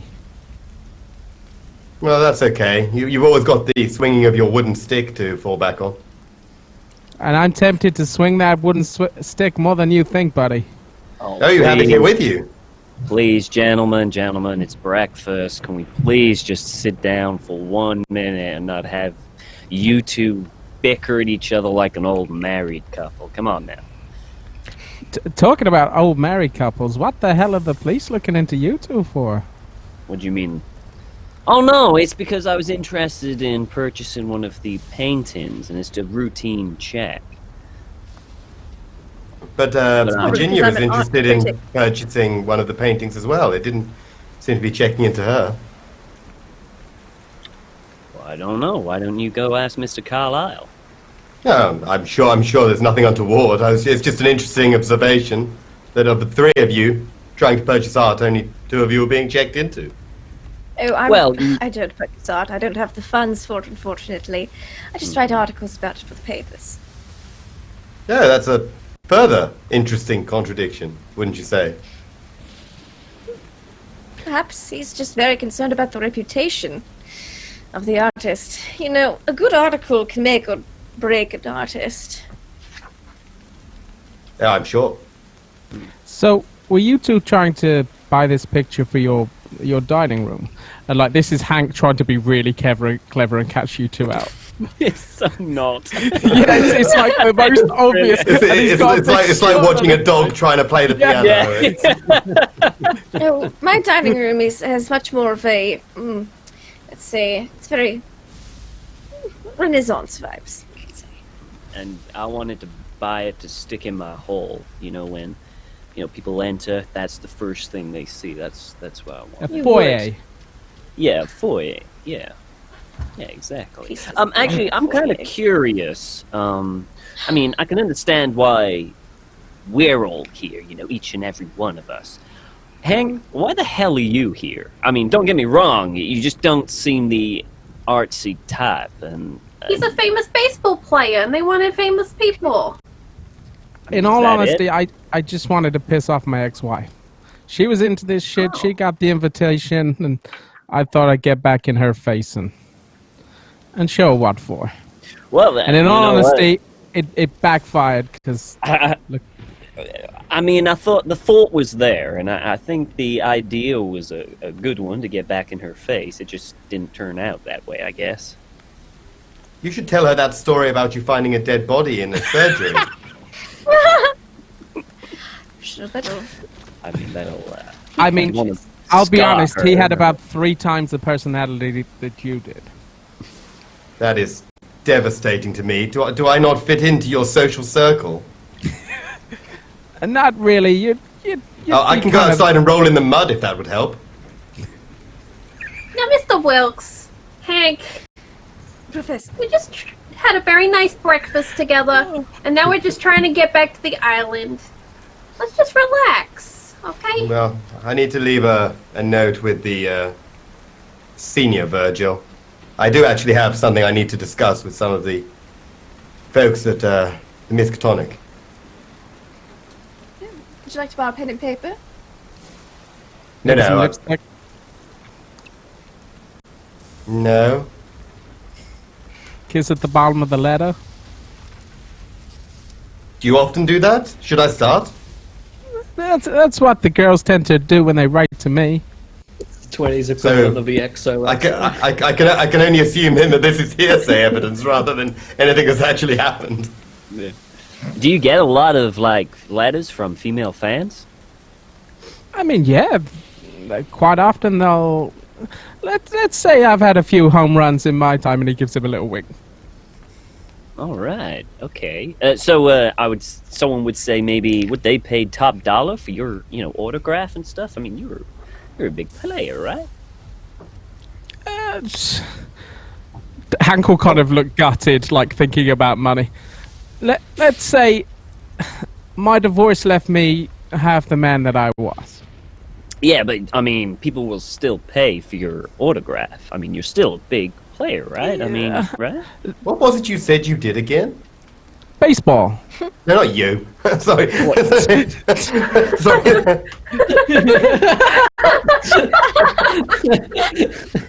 Not you, Morlock. It's not anything. No, Mr. Hobbs. What was it you said? I assist my daddy in running the company. Oh, interesting. Okay, and back to you, Hank. Yeah. It's like a and collectible, or like Hank will kind of modestly pull out a cigarette card with his picture on. Look, I can see where you're going, and he'll put a little signature on there and pass it over. He'll take it. He'll take it gladly. He's like, I'm sure someone at least give me $10 for this. Listen, I can see you've been wanting to ask. Don't worry, everyone has their heroes. Like, when we get back, we'll get a picture. I would very much like that. Thank you.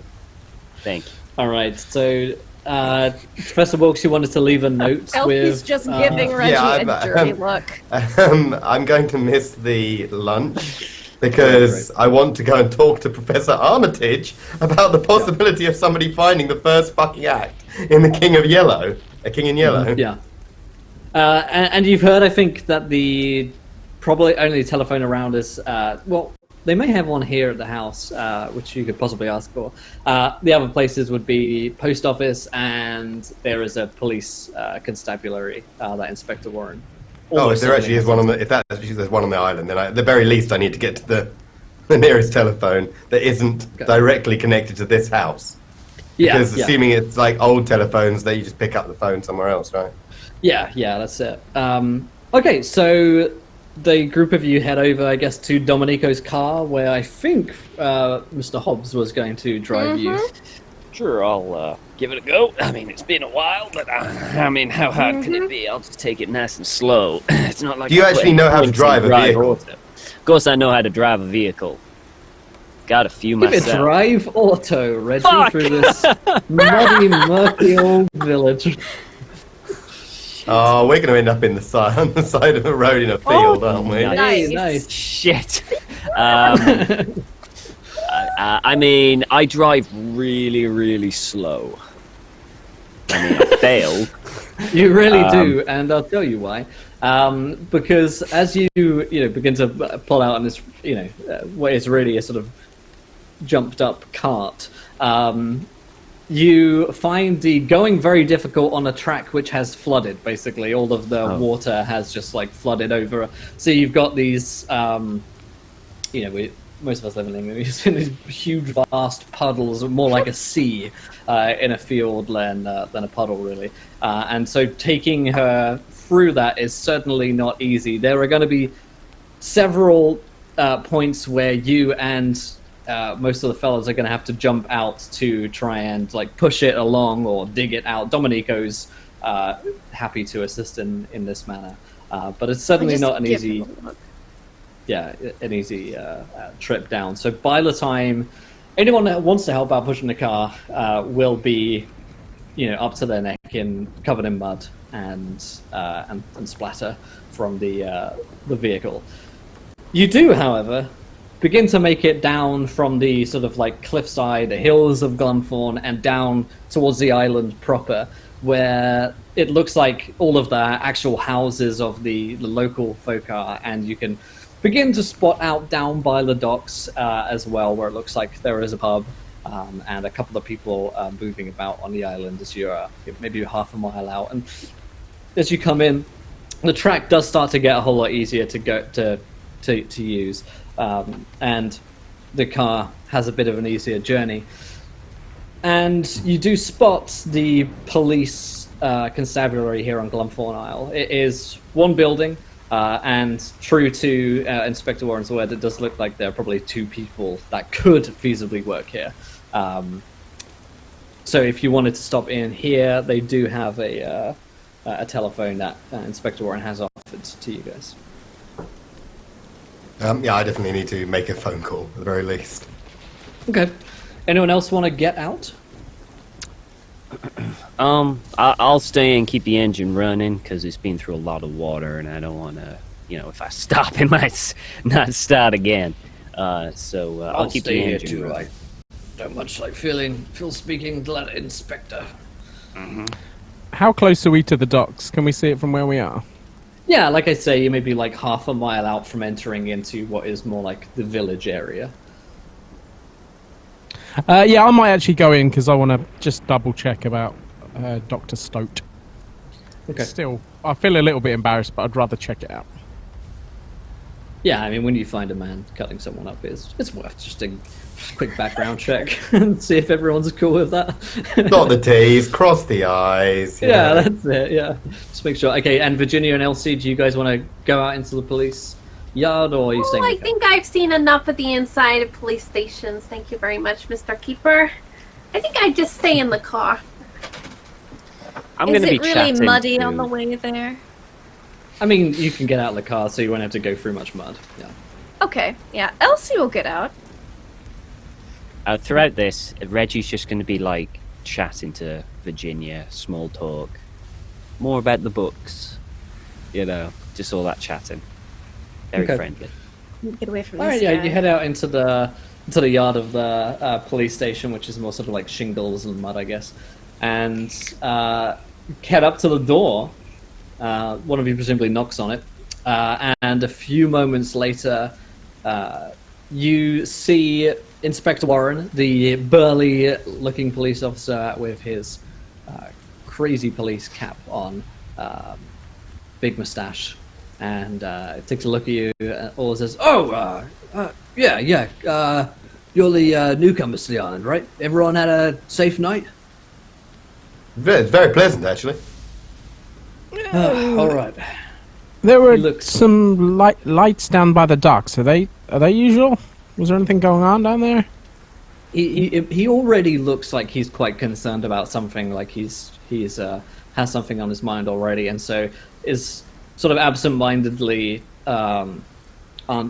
listens to your questions, like probably just sailors. They go to the pub there, and they're about all hours. Not much I can do about it, I'm afraid. Oh, it's just a bit of a strange thing. Don't get that where I'm from. Yeah, well, the island's got some interesting folk on it. So, anyway, I come in. I was just I was in the middle of something, and you begin to smell something quite fishy again, and it's a familiar, altogether too familiar and stinky smell. And you do see Doctor Ellis Stoat, who is sitting down in a chair. Looks like they were just having a conversation.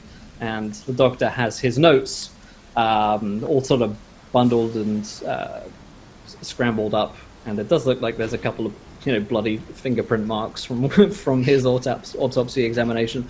And the inspector says, sorry, this is Dr. Stoat. I believe you've met Yes, the we've been doctor was acquainted.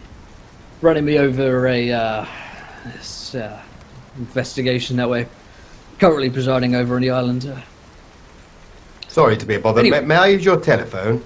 Yeah, Because yes. I could not be less interested in any part of this conversation. Yes, it was good. Just down there. Thank you so much. And with Do you the have a bathroom, perchance? A water closet? sure. Yes, ma'am. Just through there. Thank you. And I'm looking through this police station while I go there. Okay. Yeah, I mean, you've come into a room that the inspectors led you into the main room, which Dr. Stoat is at, which is basically just his office room. It's slightly bigger than the average office, but I mean, what you've got here is like a set of 2 officers. There's a door leading into a room where a police officer has his back to you and seems to be writing out some kind of form on his desk, which also looks like it's an office. And then there is, sort of down the end of the hallway, the telephone, which Professor Wilkes is starting to use. And you can find a little wash closet off to the side. The inspector says, the doctor was just running over this case, and Dr. Ellis looks briefly, shoots a glance up towards Hank. Yes, well, my examination was somewhat interrupted, but anyway, as I was saying, Inspector, the whatever this Shargle creature was left some of the strangest bite marks I've ever seen. It's several more rows of teeth than one would expect from a shark. None of them seemingly broke off into the flesh, and there's this strange greenish growth. And the inspector says, maybe we should wait for our guests to leave. Good doctor. You don't need to be hearing this, Miss Turner. It's all quite gruesome. I'm in the car. I'm very impressed that I can hear this from out here. You don't need to hear this at all, he shouts out through the window. Hank's just kind of stood. You don't need to hear anything that's going on in here right now. Remain outside. Hank's like stood there really embarrassed, like he's hanging on to the last thread that this was a fake doctor and he was doing something chivalrous. He's just been he's been completely fooled and he's been made to stand in front of it and witness it. So it looks like you're having some bother. Was he a local fella that died? The inspector sort of nods gravely and says, I mean, he's the 3rd one or so this year abouts who's ended up the same way. It's something's out there, probably some big shark or some different shark in from different waters that we're not used to having here, but something's getting him. Are we going to be safe on the way back? Yeah, I should think so. I mean, mostly what it is these drunken sailors go out onto the beaches or off onto the cliffs, and I expect they stumble in drunk, and something finds their floating bodies. But you should be safe. I mean, the Captain Walscott's an excellent captain. He's never had any troubles himself. Hank will just kind of nod and he'll lean up against a desk or something and wait patiently. He's had all his questions answered, really. He's just going to kind of be a bit sheepish now. Okay. Alright, so then, Elsie, you're just going to sort of like wash up. Is there anything else you want to be doing while telephone is in use and the others are being... I'm trying to drop Eves, for one, and then I'm also, but more importantly, she's looking around the police station, seeing if there's anything on Reginald, or some crazy random happenstance maybe herself. Okay, so first off, give me a listen check and we can see if you have a... Sure. You can listen into... No, not a success on the listen. So yeah, you can't make out. You can tell that Professor Wilkes is talking with someone online, and the inspector and the others are having a conversation. Oh, very droll. As far as like finding police files, it looks like they're being kept in the room where the police officer has his back to you, and it's a small enough room where it's very likely he would hear someone coming in, unless you are trying purposefully to be very, very silent. Yeah, I think she could be she could try to be a little quiet. More just like glance over his shoulder, see if he's reading anything pertinent due to the fact that Archie said they were looking into us. Give me a spot hidden. Sure. Just sort of peek over the shoulder. The success on a spot hidden. Yeah, so, you know, without entering in so far as to disturb him, you can see that the police officer is it looks like working on this case that they've been talking about outside. It's nothing to Okay. do with you. It doesn't look like there's any papers on you or any background checks happening. But then again, Mr. Carlisle wasn't clear whether or not he had his own contacts to do that sort of stuff. These police Yeah. officers look like they're working on. Just double checking after what she was told this morning. He's actually looks like he has a paper on sea creatures in these waters. Yeah. Peculiar. So let's go back to the office then. Put their gloves Okay. back on. Then Professor Wilkes, you telephone back to Professor Armitage. Yeah, I'll telephone Professor Armitage. Okay, yeah, you get through. I you mean, pick up- yeah. Are we doing it? Yeah. Hello, Armitage. Armitage, is that you? Yes. Wilkes, is that you? Yes. You know you know that ghastly island I was sent to. Oh, yes. You know, the one from Milner. Yes, the one that Drake was ill for. Yes, he's still there. yes. Yes, we had to stay overnight. Ghastly storm. Dear. Anyway, yeah, that's not the thing. Have you ever heard the name Virgil as a collector of objets d'art or of particular archaeological finds? Virgil. There was a Virgil several years ago, in fact. He came by Miskatonic University. Was asking after something, books, papers. No. If it's books, then I have something to tell you. Apparently, Yes.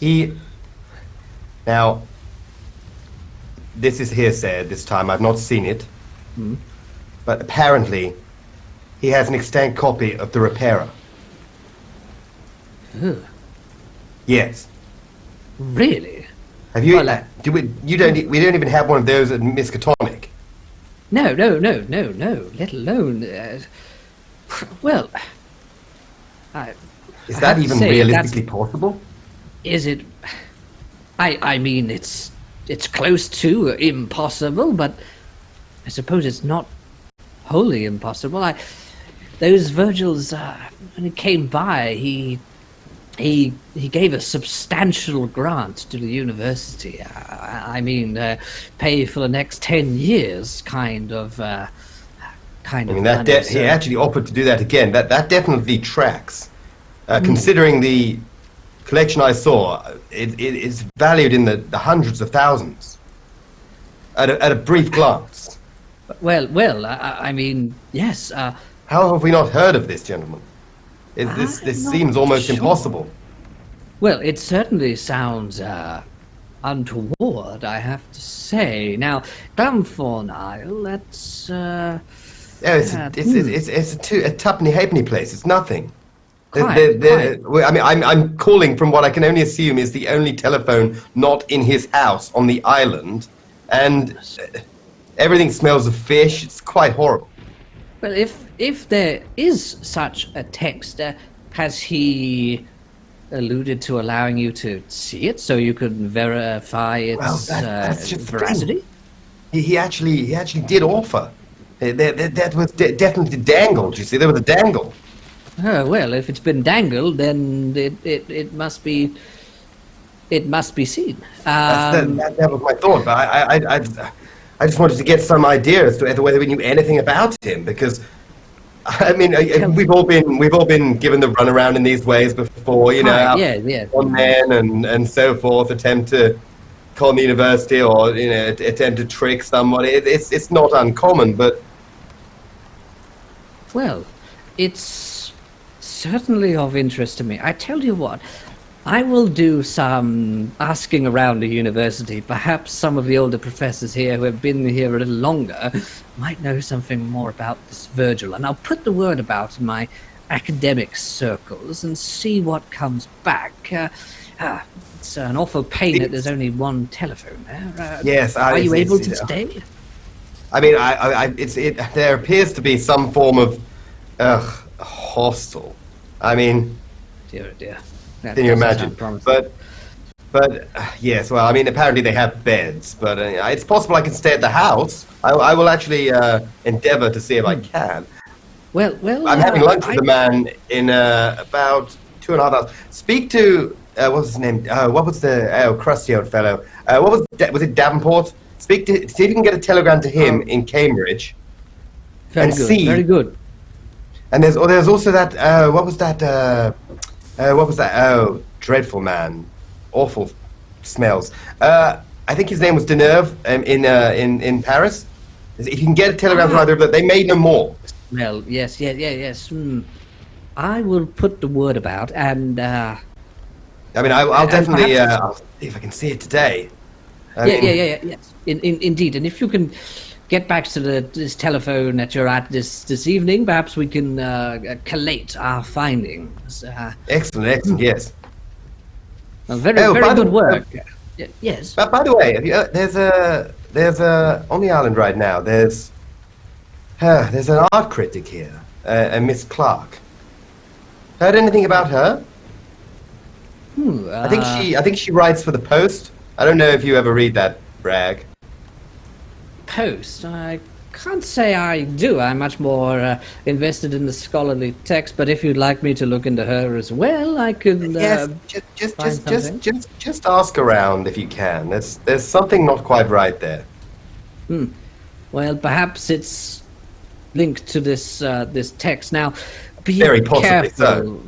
Be careful, Wilkes. With texts as important and as rare, expensive as this one, all sorts of players could be in the game now. Honestly, this could go anywhere. Frankly, I'm surprised that nobody has made any. I'm surprised if he does have it. I'm surprised he still has it. If you see what I mean. Right. And also, what he's intending to do with it. All these questions and considering what is known regarding this particular text, it's only the first act. Yeah, heaven forfend he had the second.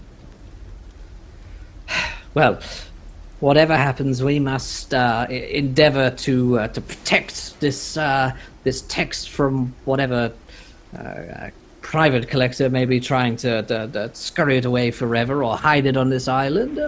Find out more, and I'll speak to you whenever you telephone. I'll be here.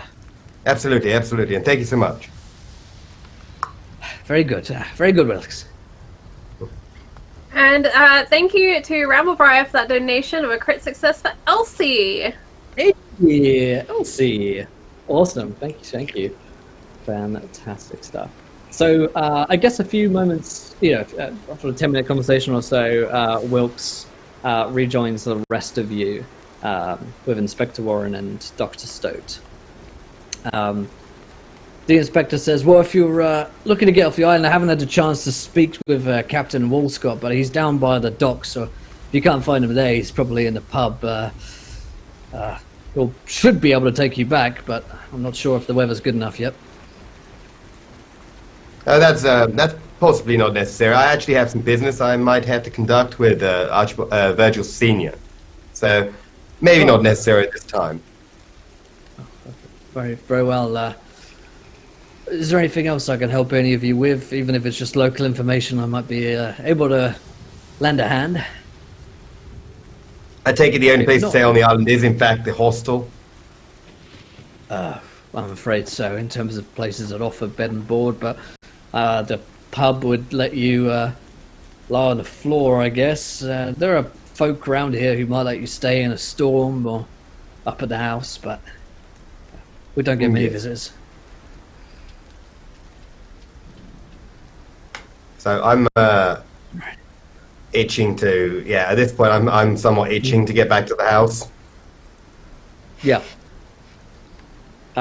So the inspector, politely then excuses himself and says, I should get back to this report.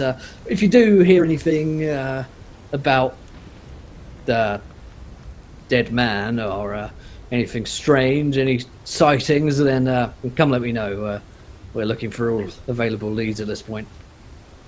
I see. What was his name? Oh, the sailor. Yes. Yeah. Ted. You have to Ted be Oh, serious. is this the dead fellow that Mr. Patton found at the doctor's Yes. house? Dr. Stoat says, yes. Did it turn out to be a post-mortem, or was it something far more sinister? It was a post-mortem. Yes, I am a doctor here. As Yeah, anyone... you were a doctor tell by doing my a post-mortem. That Yes. was, yeah. Listen, Interesting. it's okay. Everyone's okay. No one got hurt. So I apologize once more. Now, Mr. Warren.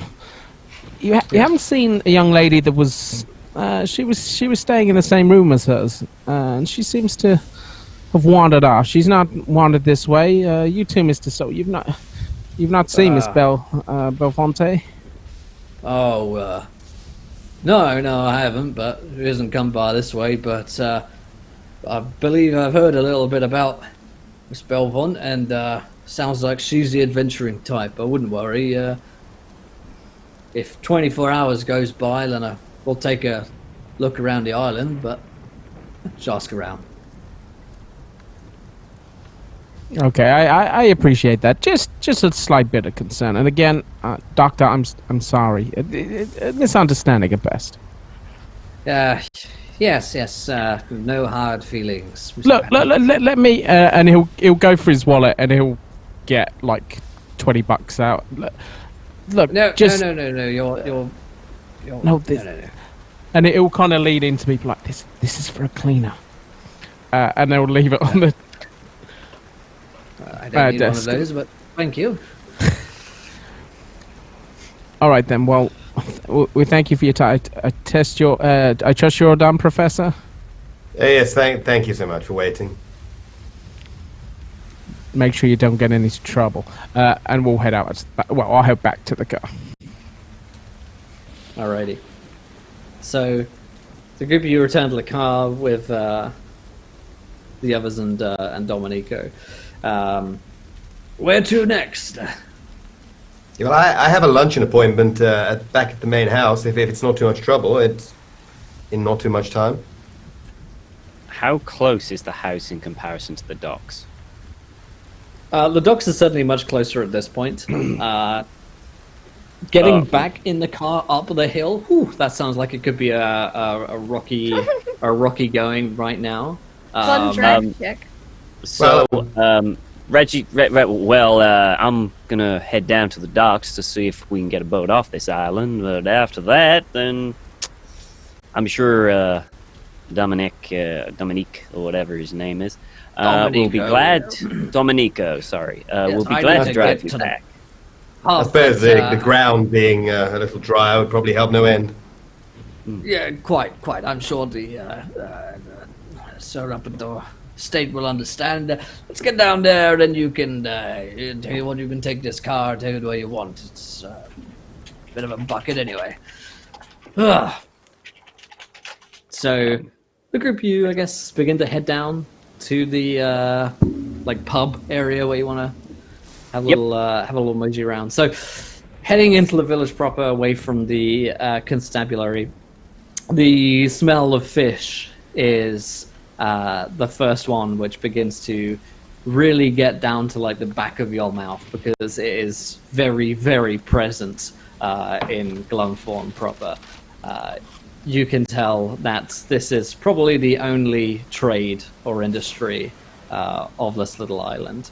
And you can see that there are indeed plenty of fishermen around who seem to be bringing in huge hauls of large-looking fish onto the island.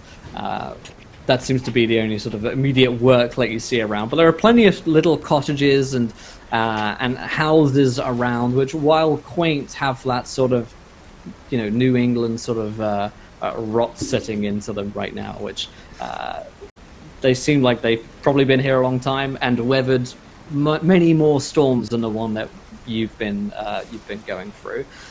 The people that you spot are few and far between. Most of them look fairly sullen and unwelcoming. A few of them have slightly odd features. You can tell that the island probably has quite a small population, and and the people have slightly an odd disposition towards them, perhaps due to that fact. You do see a pub, which looks like several of the sailors are going in and eating at. Some of them are drinking, even though it's at this point 8 to 8:30. And that is the only immediate shop that you see. Down the end of the sort of village, you can tell that there is a dinky little sign indicating a post office. And towards the docks, you see several sets of large warehouses which have printed on them Virgil Shipping Limited on the side. It looks like that's where they keep the imports and exports that come into and out of the island. All in all, it seems like a fairly aptly named island because it is quite a glum sight at this point. What do you guys want to do? Well, considering Reggie is the one who's driving, he's going to head to the pub because he's going to guess a captain who isn't sailing is probably going to get drunk. So he's going to check the pub first, possibly get a drink for himself, and if he's not there, head down to the docks to find the captain. So he's going to pull up at the tavern. At this point, I'm just going wherever the car lives. Yeah. And Dominico's pleased to hit the tavern as well, and he slumps out of the side and begins his entrance. He tosses you, Wilkes, the key, though it does mention that you might want to wait until the sun comes out a little bit to help dry up some of the road. But it's yours to use whenever you deem fit. Made a car on the journey. I'm doing well. Yeah. Do you guys want to duck into the tavern as well, or is anyone waiting in the car? Reggie will. Reggie will go in. Yeah. How close are we to the docks? Reggie. Sorry, are we anywhere that I could actually go and have a little... He's still curious about these lights. Can I be anywhere near their source? Or No, I mean it's like a 10-minute walk to get onto the docks itself. Mm-hmm. I'll wait because we're headed there next, we think, anyway. So I'll head into the pub with these guys as well. Okay. So you guys head inside, and while it does still have that sort of lingering scent of fish in here, it does smell much more like the sort of oaky, woody smell of burning wood because there's an open fire, which has just been being started by a boy. He's beginning to stoke the flames and get that going for the day. There are plenty of sailors around. They mostly keep themselves, giving you somewhat sullen glances as you enter in.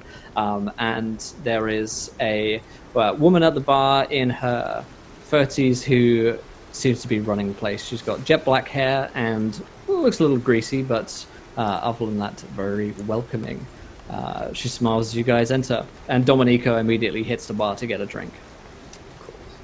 Reggie's going to head up to the bar. He heads up, and he is going to order a drink. Say, Reggie, do you think you could give me a lemonade, please? Sure, no problem. He heads up and goes, excuse me, can I have a scotch and a lemonade? She gives you a look and says, Scotch, yes, but don't have any lemons. Right. Do you have anything that's kind of similar to it, like a soft drink? Anything? Water? I guess. Sure. Sure. Have a water. No one ever asked for. Okay. Yeah. Sure. By the way, I was looking for a captain to take us back to the mainland. Anyone in here?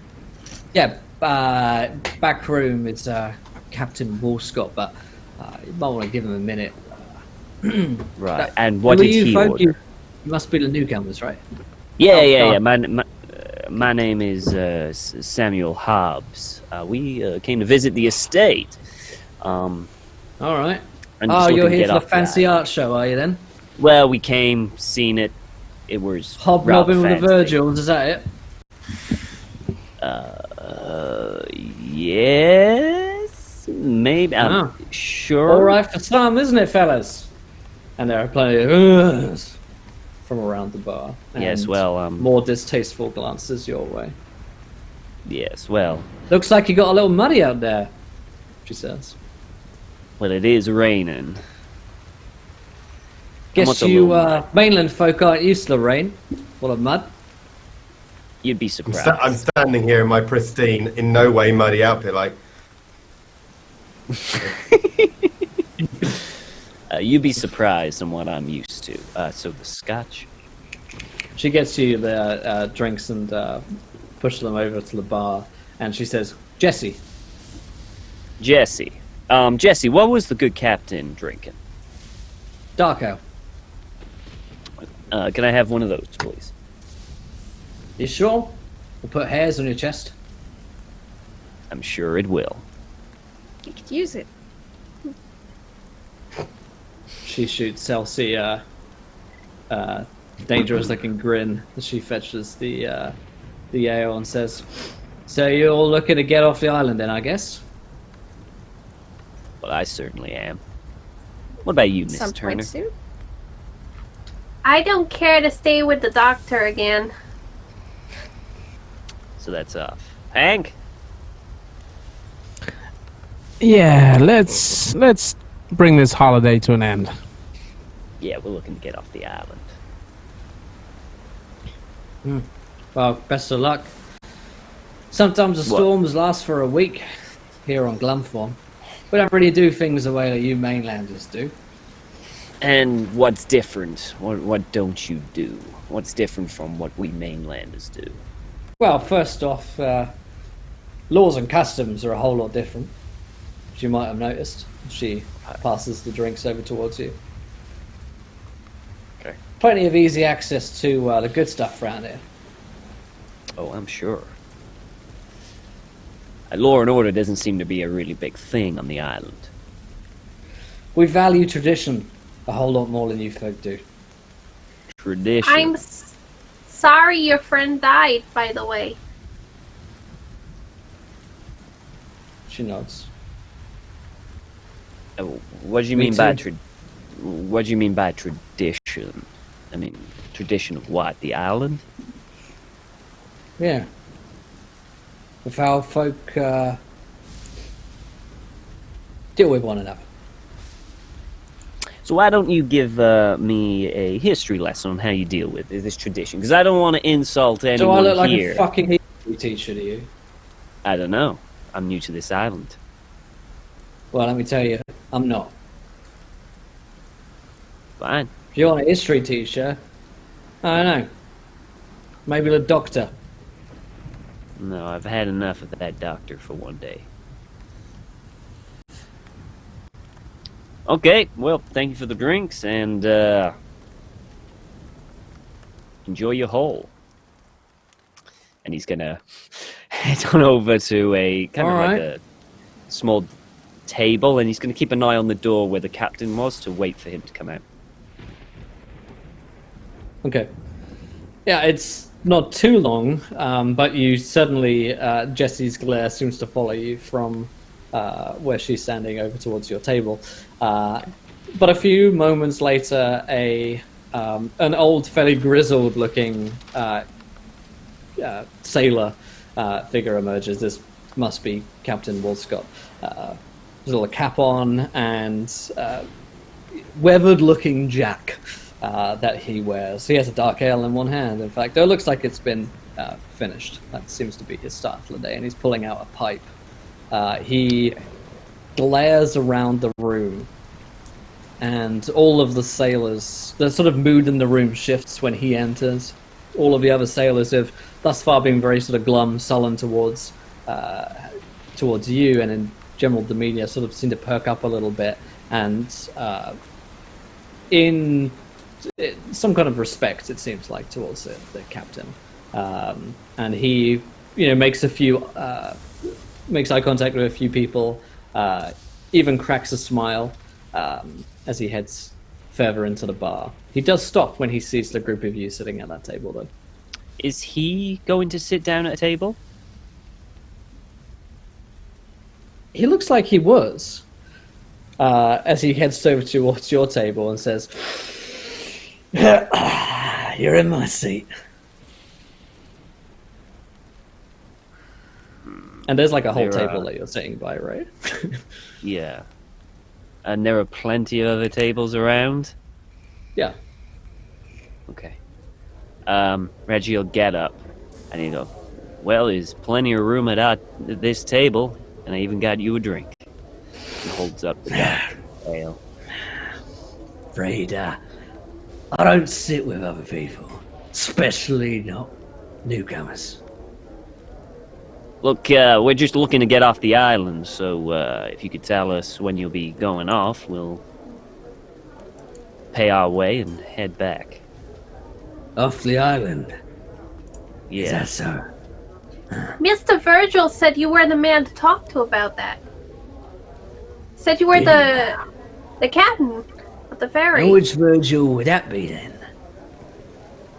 Oh, The Mr. young Virgil fucker or the Jr. old fucker? Young fucker. Well, here's the thing about a young fucker. He ain't got no fucking balls. Hank plays baseball.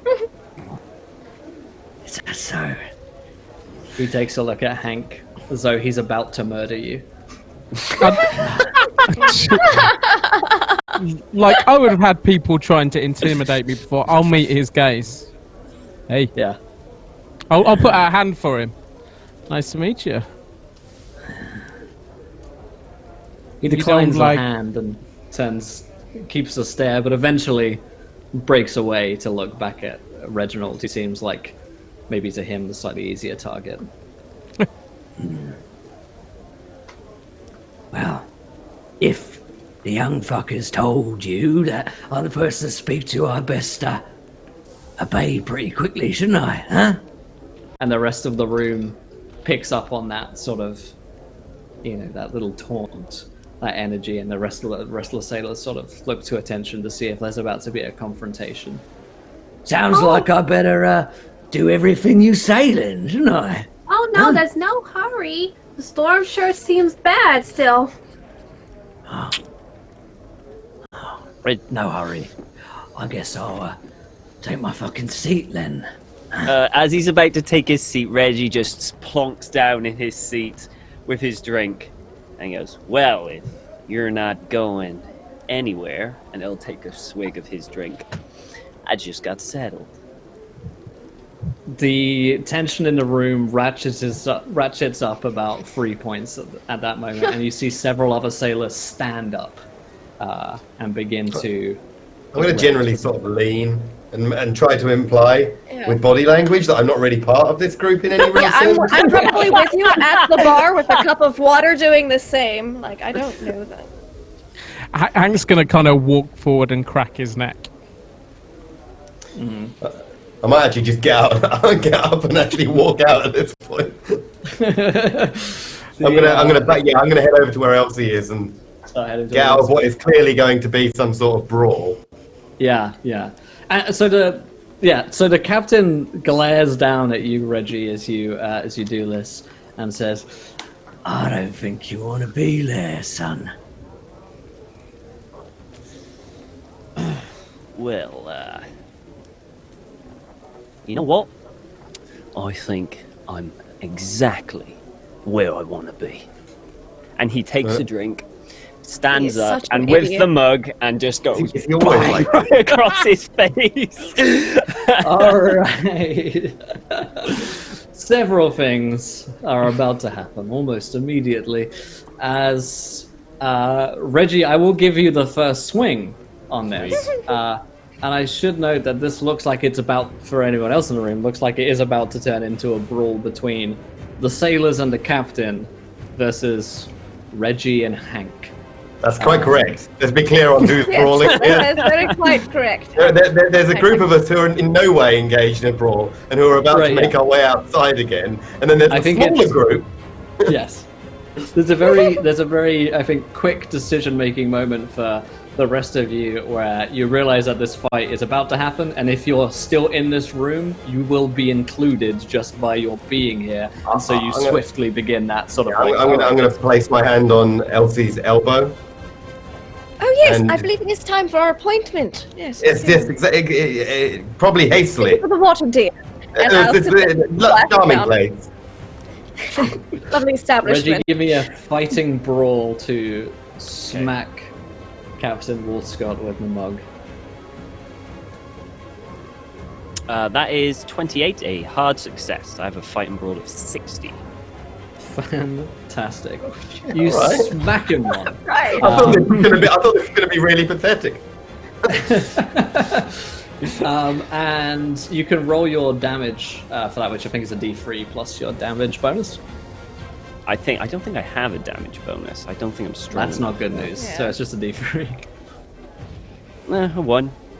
Okay, so you smack him one with the mug, and it doesn't crack over his face, but it does, like crunch his his face away, twist away with the force of the blow, and his sort of like bristled beard with a bit of shattered glass or whatever you got in there.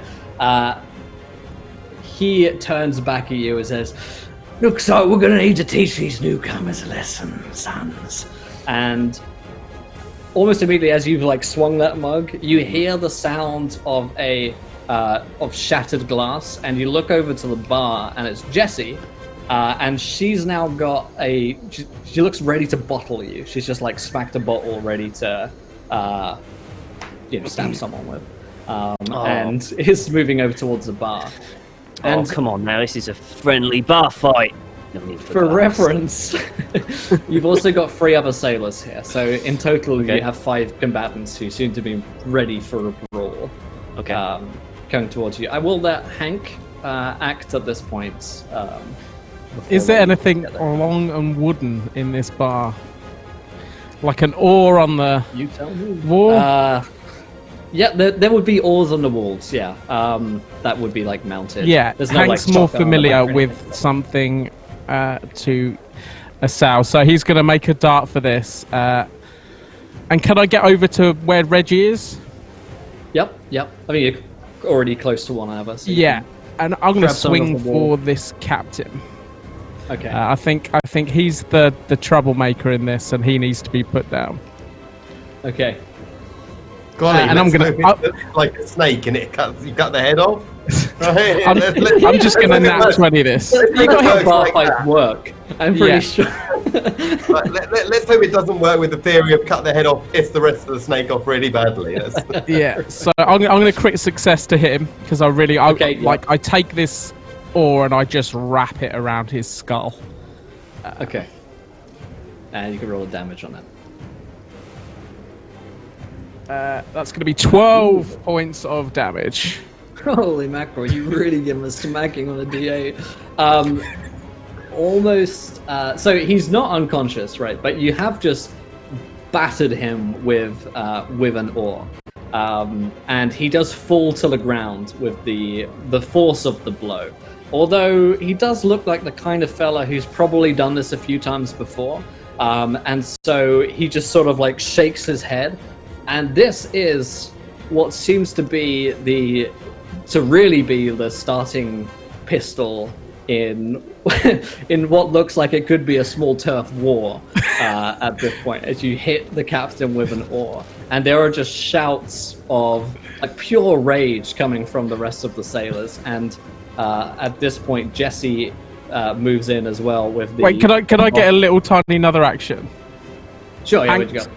spins his hat round backwards. Suddenly, it all makes sense. Okay, now what happens is you've got these 5, the captain's on the floor and begins to sort of pick himself up, but he's too dazed to get a good punch in at Reggie. That being said, 2 sailors grab you, Reggie, from behind. They move in to sort of like grab themselves onto you to hold you still, while Jesse comes in with the bottle. So each, try and grab you from behind, get an arm behind you.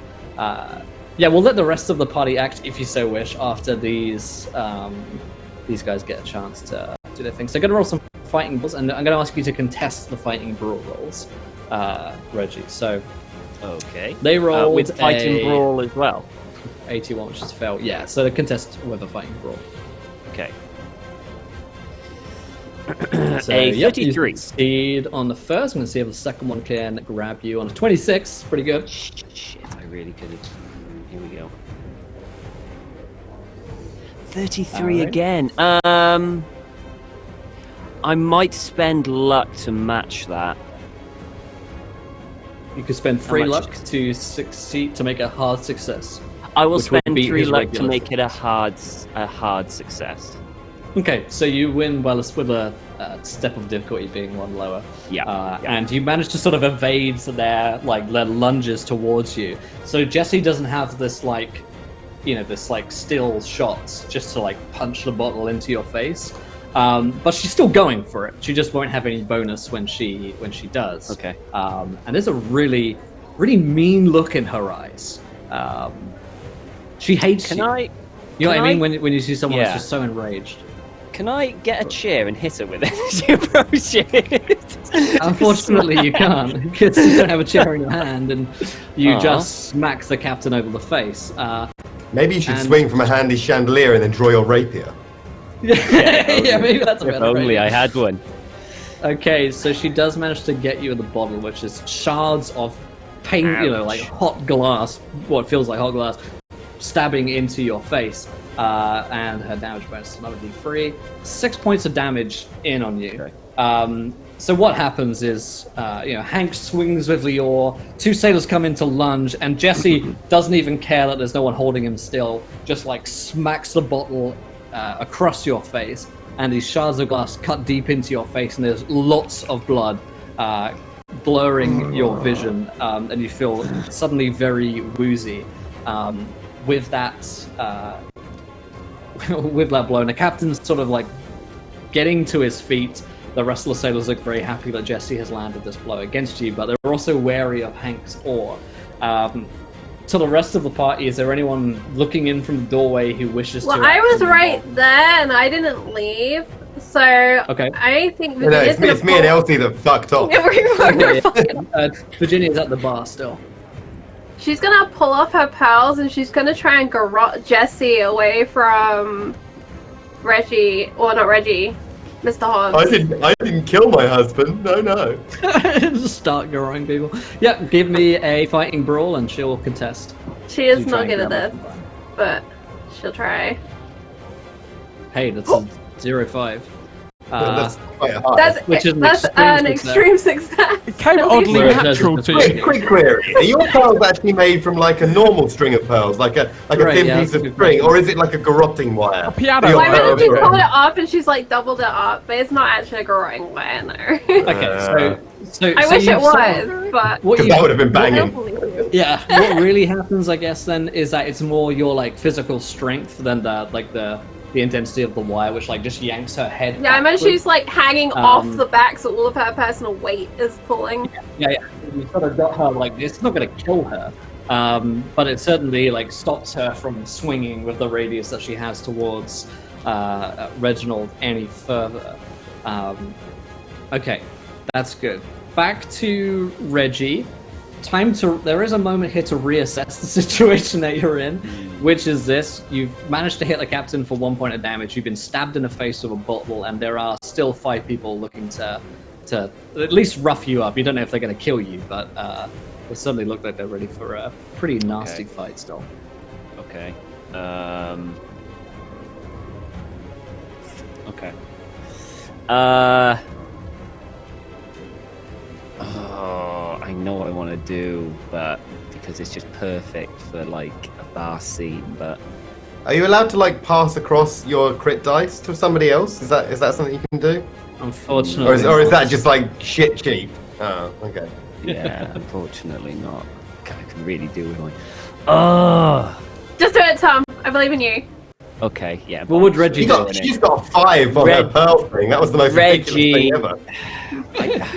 Virginia's the one carrying you guys right now. Actually, Okay. What I would yeah, like you're currently to do... third in the combat stakes. I mean, one lady's being grappled by some pearls. Hit her back. Yeah, what I would like Might to be a really do... good time to like put her in the twat zone. Yeah, I wanted to punch her as she's being to knock her out completely. Yeah. Or something more delicate. Just smash it in the face and knock her out. Okay, yeah.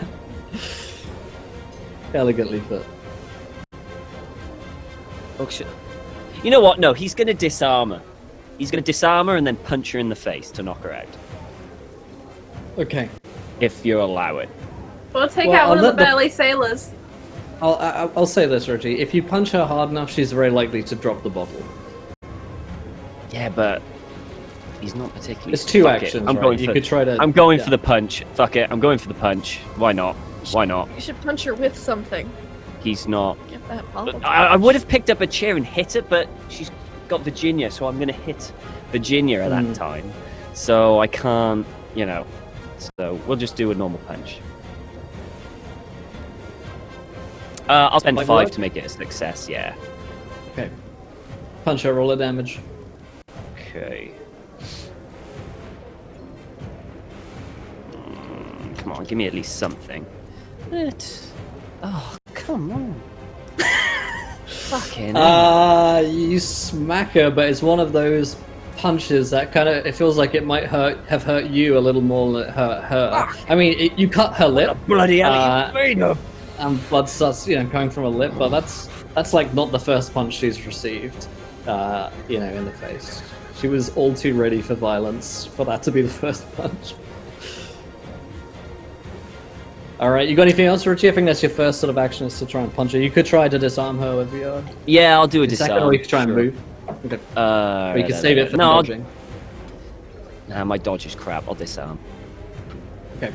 So what do you want me to do for disarming? Give me a dexterity check. Dex? Yeah. Okay. And I'll let her contest. But, Come on. yeah, she succeeds. Failed. So you try and Not like going knock it out of well. her hand, but this feels very swiftly like it's turning sour in the stakes. But Hank's been doing pretty well. Hank, you've got these couple of sailors on you who have been trying to get close to you, but they recognize that the aura is keeping them at bay a little bit before they swing in. But it's only a matter of time before one of them, tries to take a blow so that the other one can get close to you. Yeah, like Hank will he'll give a bit of a feint, and then like when one of them goes to flinch and kind of puts his body at an angle where he can't move again, I'll swing that oar and try and catch him in the head again. I'm not really just trying to I'm trying to do as much damage to make a statement more than anything. I'm trying to get this done with. Okay. I'll roll for this one. Yeah. 19. Nice. Extremes? Oh no, just a hard success. I suggest it's still damn good. Roll a damage. 10 damage. So one of the sailors that you've just battered over the head, he goes down, and he doesn't look like he's about to get up anytime soon. So you smack him one with a thunk, and you hear that sort of that hollow sound. His head has just been battered. Probably several bones in that skull of his have just received some damage. The other one, this does open you up to attack from the other one, though, who looks like he was going to try and move in while his companion is doing his thing. Okay. Alrighty. And we'll actually give Virginia a chance to act here, seeing as you've got Jesse by the neck. Are you trying to hold that, Virginia, or are you trying to... I want to make her sleep. Just keep pulling as hard as she can until the pals are either going to just go everywhere, or... Yeah, okay. Give me a out. hard strength check. Alright. It's either Names. her oxygen or her windpipe or your pearls. No. Yeah. So the pearls shatter. I mean, they're not. The necklace is not meant for this kind of resistance when you just like pull them, and some start to spring. I mean, you can still get her by the neck if you wanted to like put an arm around her neck, but you're not going to be able to knock her out this way. Yeah, that's fine. I think she'll try and just keep a hold of her as the pearls just kind of explode everywhere. These tiny all over the floor. ballista. Yeah. Yeah. Enjoy that. Don't trip on them. Yeah. Okay. Then we will let the good captain have a go. Reggie, you've knocked him with the mug, and then he's sent sprawling down onto the floor. He might be on his last legs, but his last legs, he's still a fighter. He's an animal backed into a corner, so he's going to try. Oh, that is a terrible failure on the part of Captain Walscott. He's going to try and give you a walloping, but like he curses out as he misses you. No luck there. Jesse's being held by Virginia. She's going to try and contest you on a fighting brawl, Virginia, to break free for her action. Okay. She fails, unfortunately. But so I do also you. fail. But same level of success, so you both are... same level of failure, rather, so you both are entwined with one another. One of the guys is going to try and give Hank I like to think Virginia's got her by the hair now. Like, the hands just got into the hair. It's got a nasty... Aren't you like quite a lot bigger than her? Isn't that I'm one of your pretty things that you're tall. like 5'10" Yeah. or Not something? at all. So you probably, you probably have Yeah. to keep that. Do you want me to oppose that misses- roll? Sorry. Nope, that's fine. He Okay. he misses the punch. Okay, and the two sailors behind Reggie are going to try and grab him as well. Contest these rolls if you wouldn't mind for the grappling, Reggie. Okay, yeah, they got you. Seeing as the first one grabbed you, the other guy's going to try and hit you, which is a success. And he only has, it's a D4 still. 4 points of damage as he smacks you, or his face, right in the face, right across the jaw. And you feel something there sort of like come a little unhinged as he really wallops you on. And Captain says, "Hold him still! Hold him still so I can get him!" And as the turn swings around, outside, Elsie and Sebastian, there is commotion out in the streets as the fight is being heard outside, and some people are coming to watch, and that sort of kinetic energy that fights have. But you do hear and see Inspector Warren and the other constable sort of running from the constabulary and out down the road, having heard some of the commotion. And you hear that sort of very shrill police whistle going off. And that is heard Professor inside the bar by the Wilkes. rest of you as well. What do you guys do? Would you like to drive or shall I?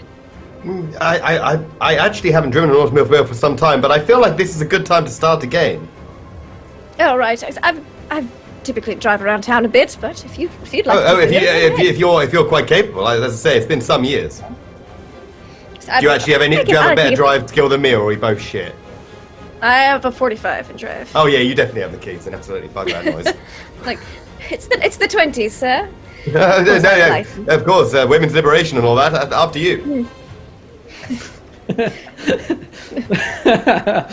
And I start the car. You start That's a up drive the auto car. check.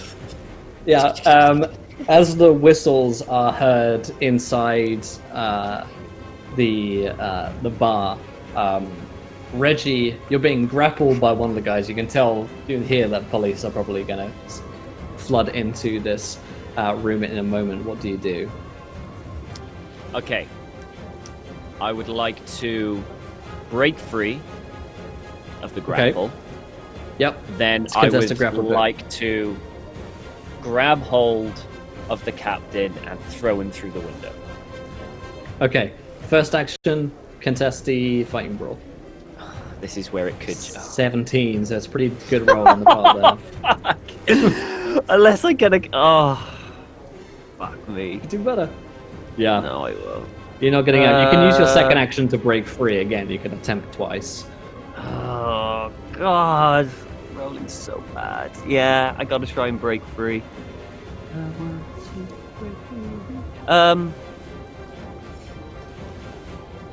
Yeah. Okay.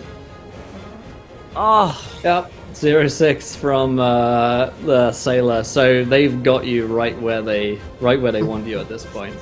Hank. So Reggie's in a bad way. when this captain said, Bleeding from face. "I'm gonna gut you," he's not got a knife or anything, has he? He looks like he might be going for one.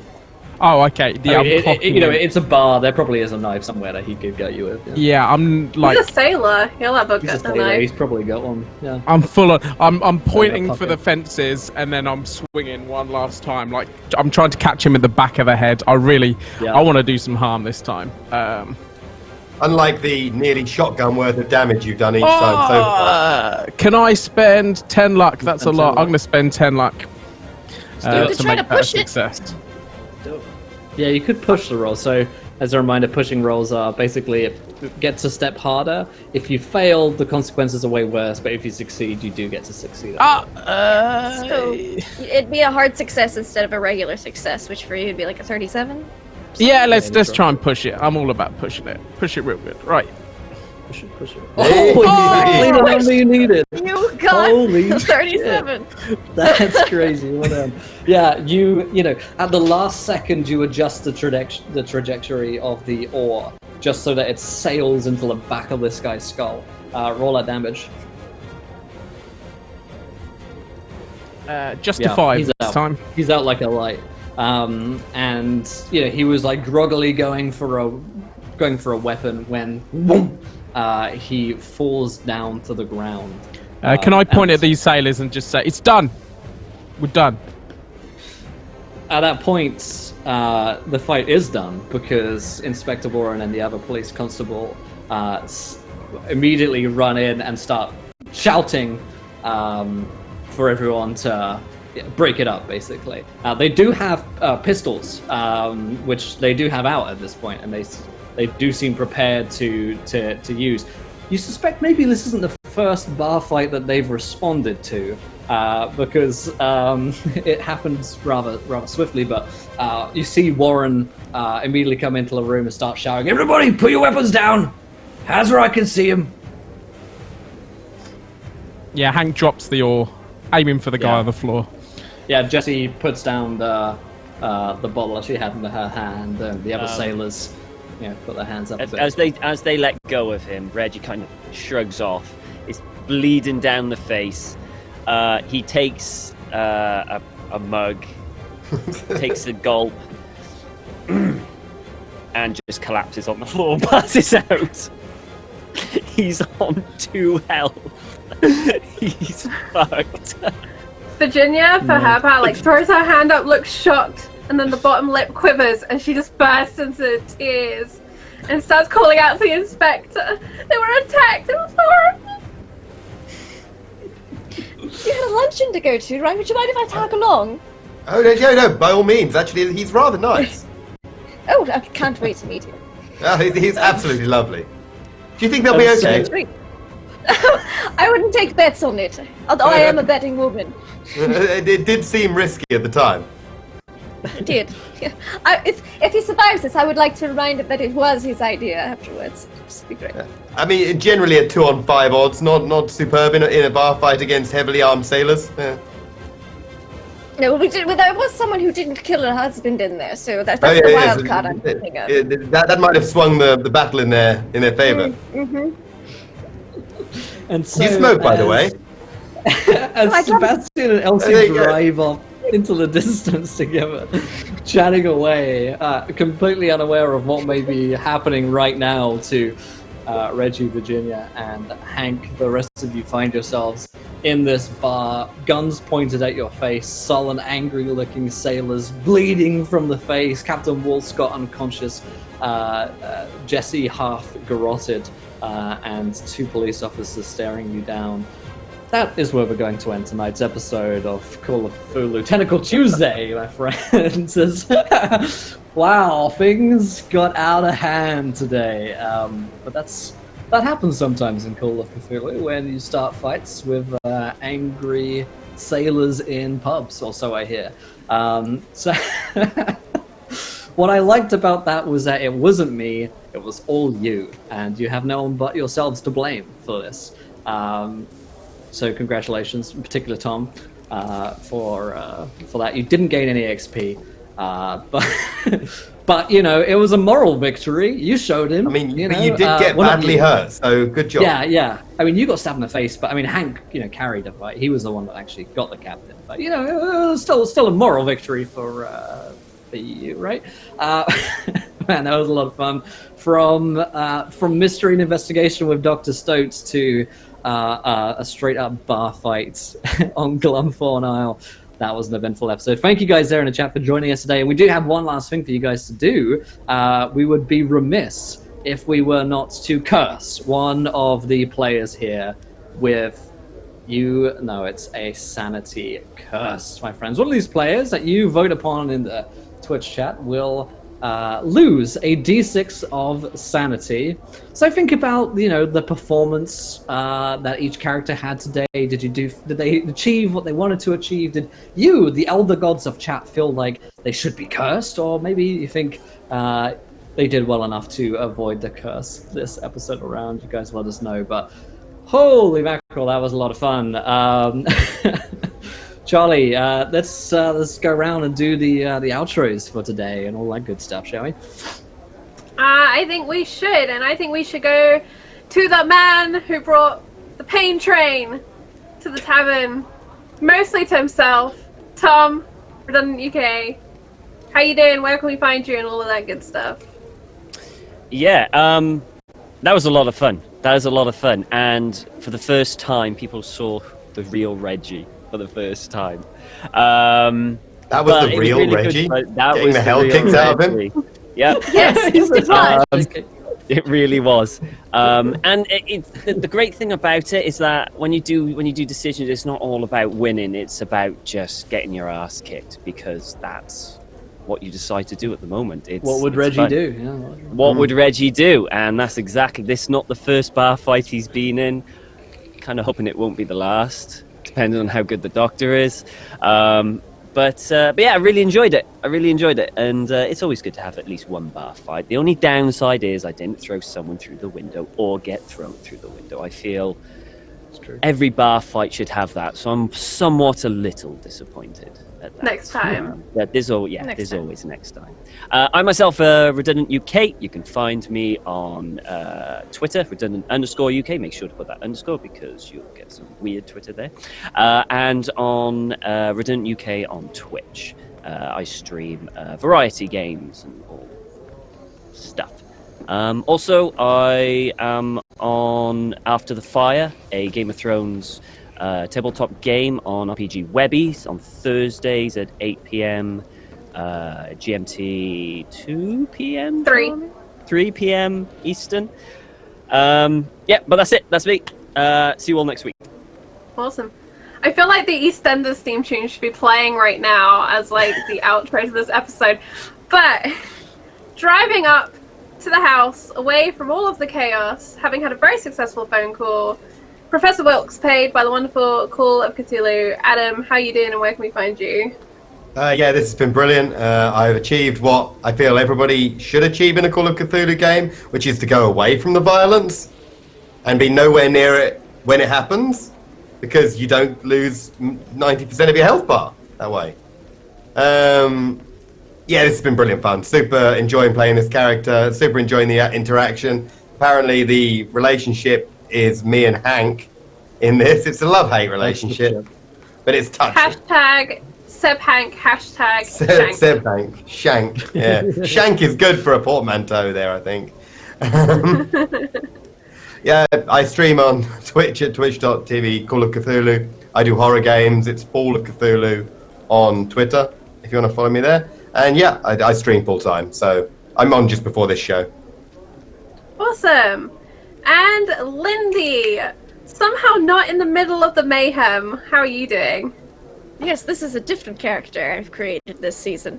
That was so much fun. I love how much shade there is between Reggie and Elsie. It's great. And of course, Hank, bless him. He's just I love him so much. And then Virginia, everyone's so good. And I also really liked how Elsie and Sebastian didn't really interact in the last episode, but this one they're like, oh, hello, I think we have more in common than we thought. Let's go.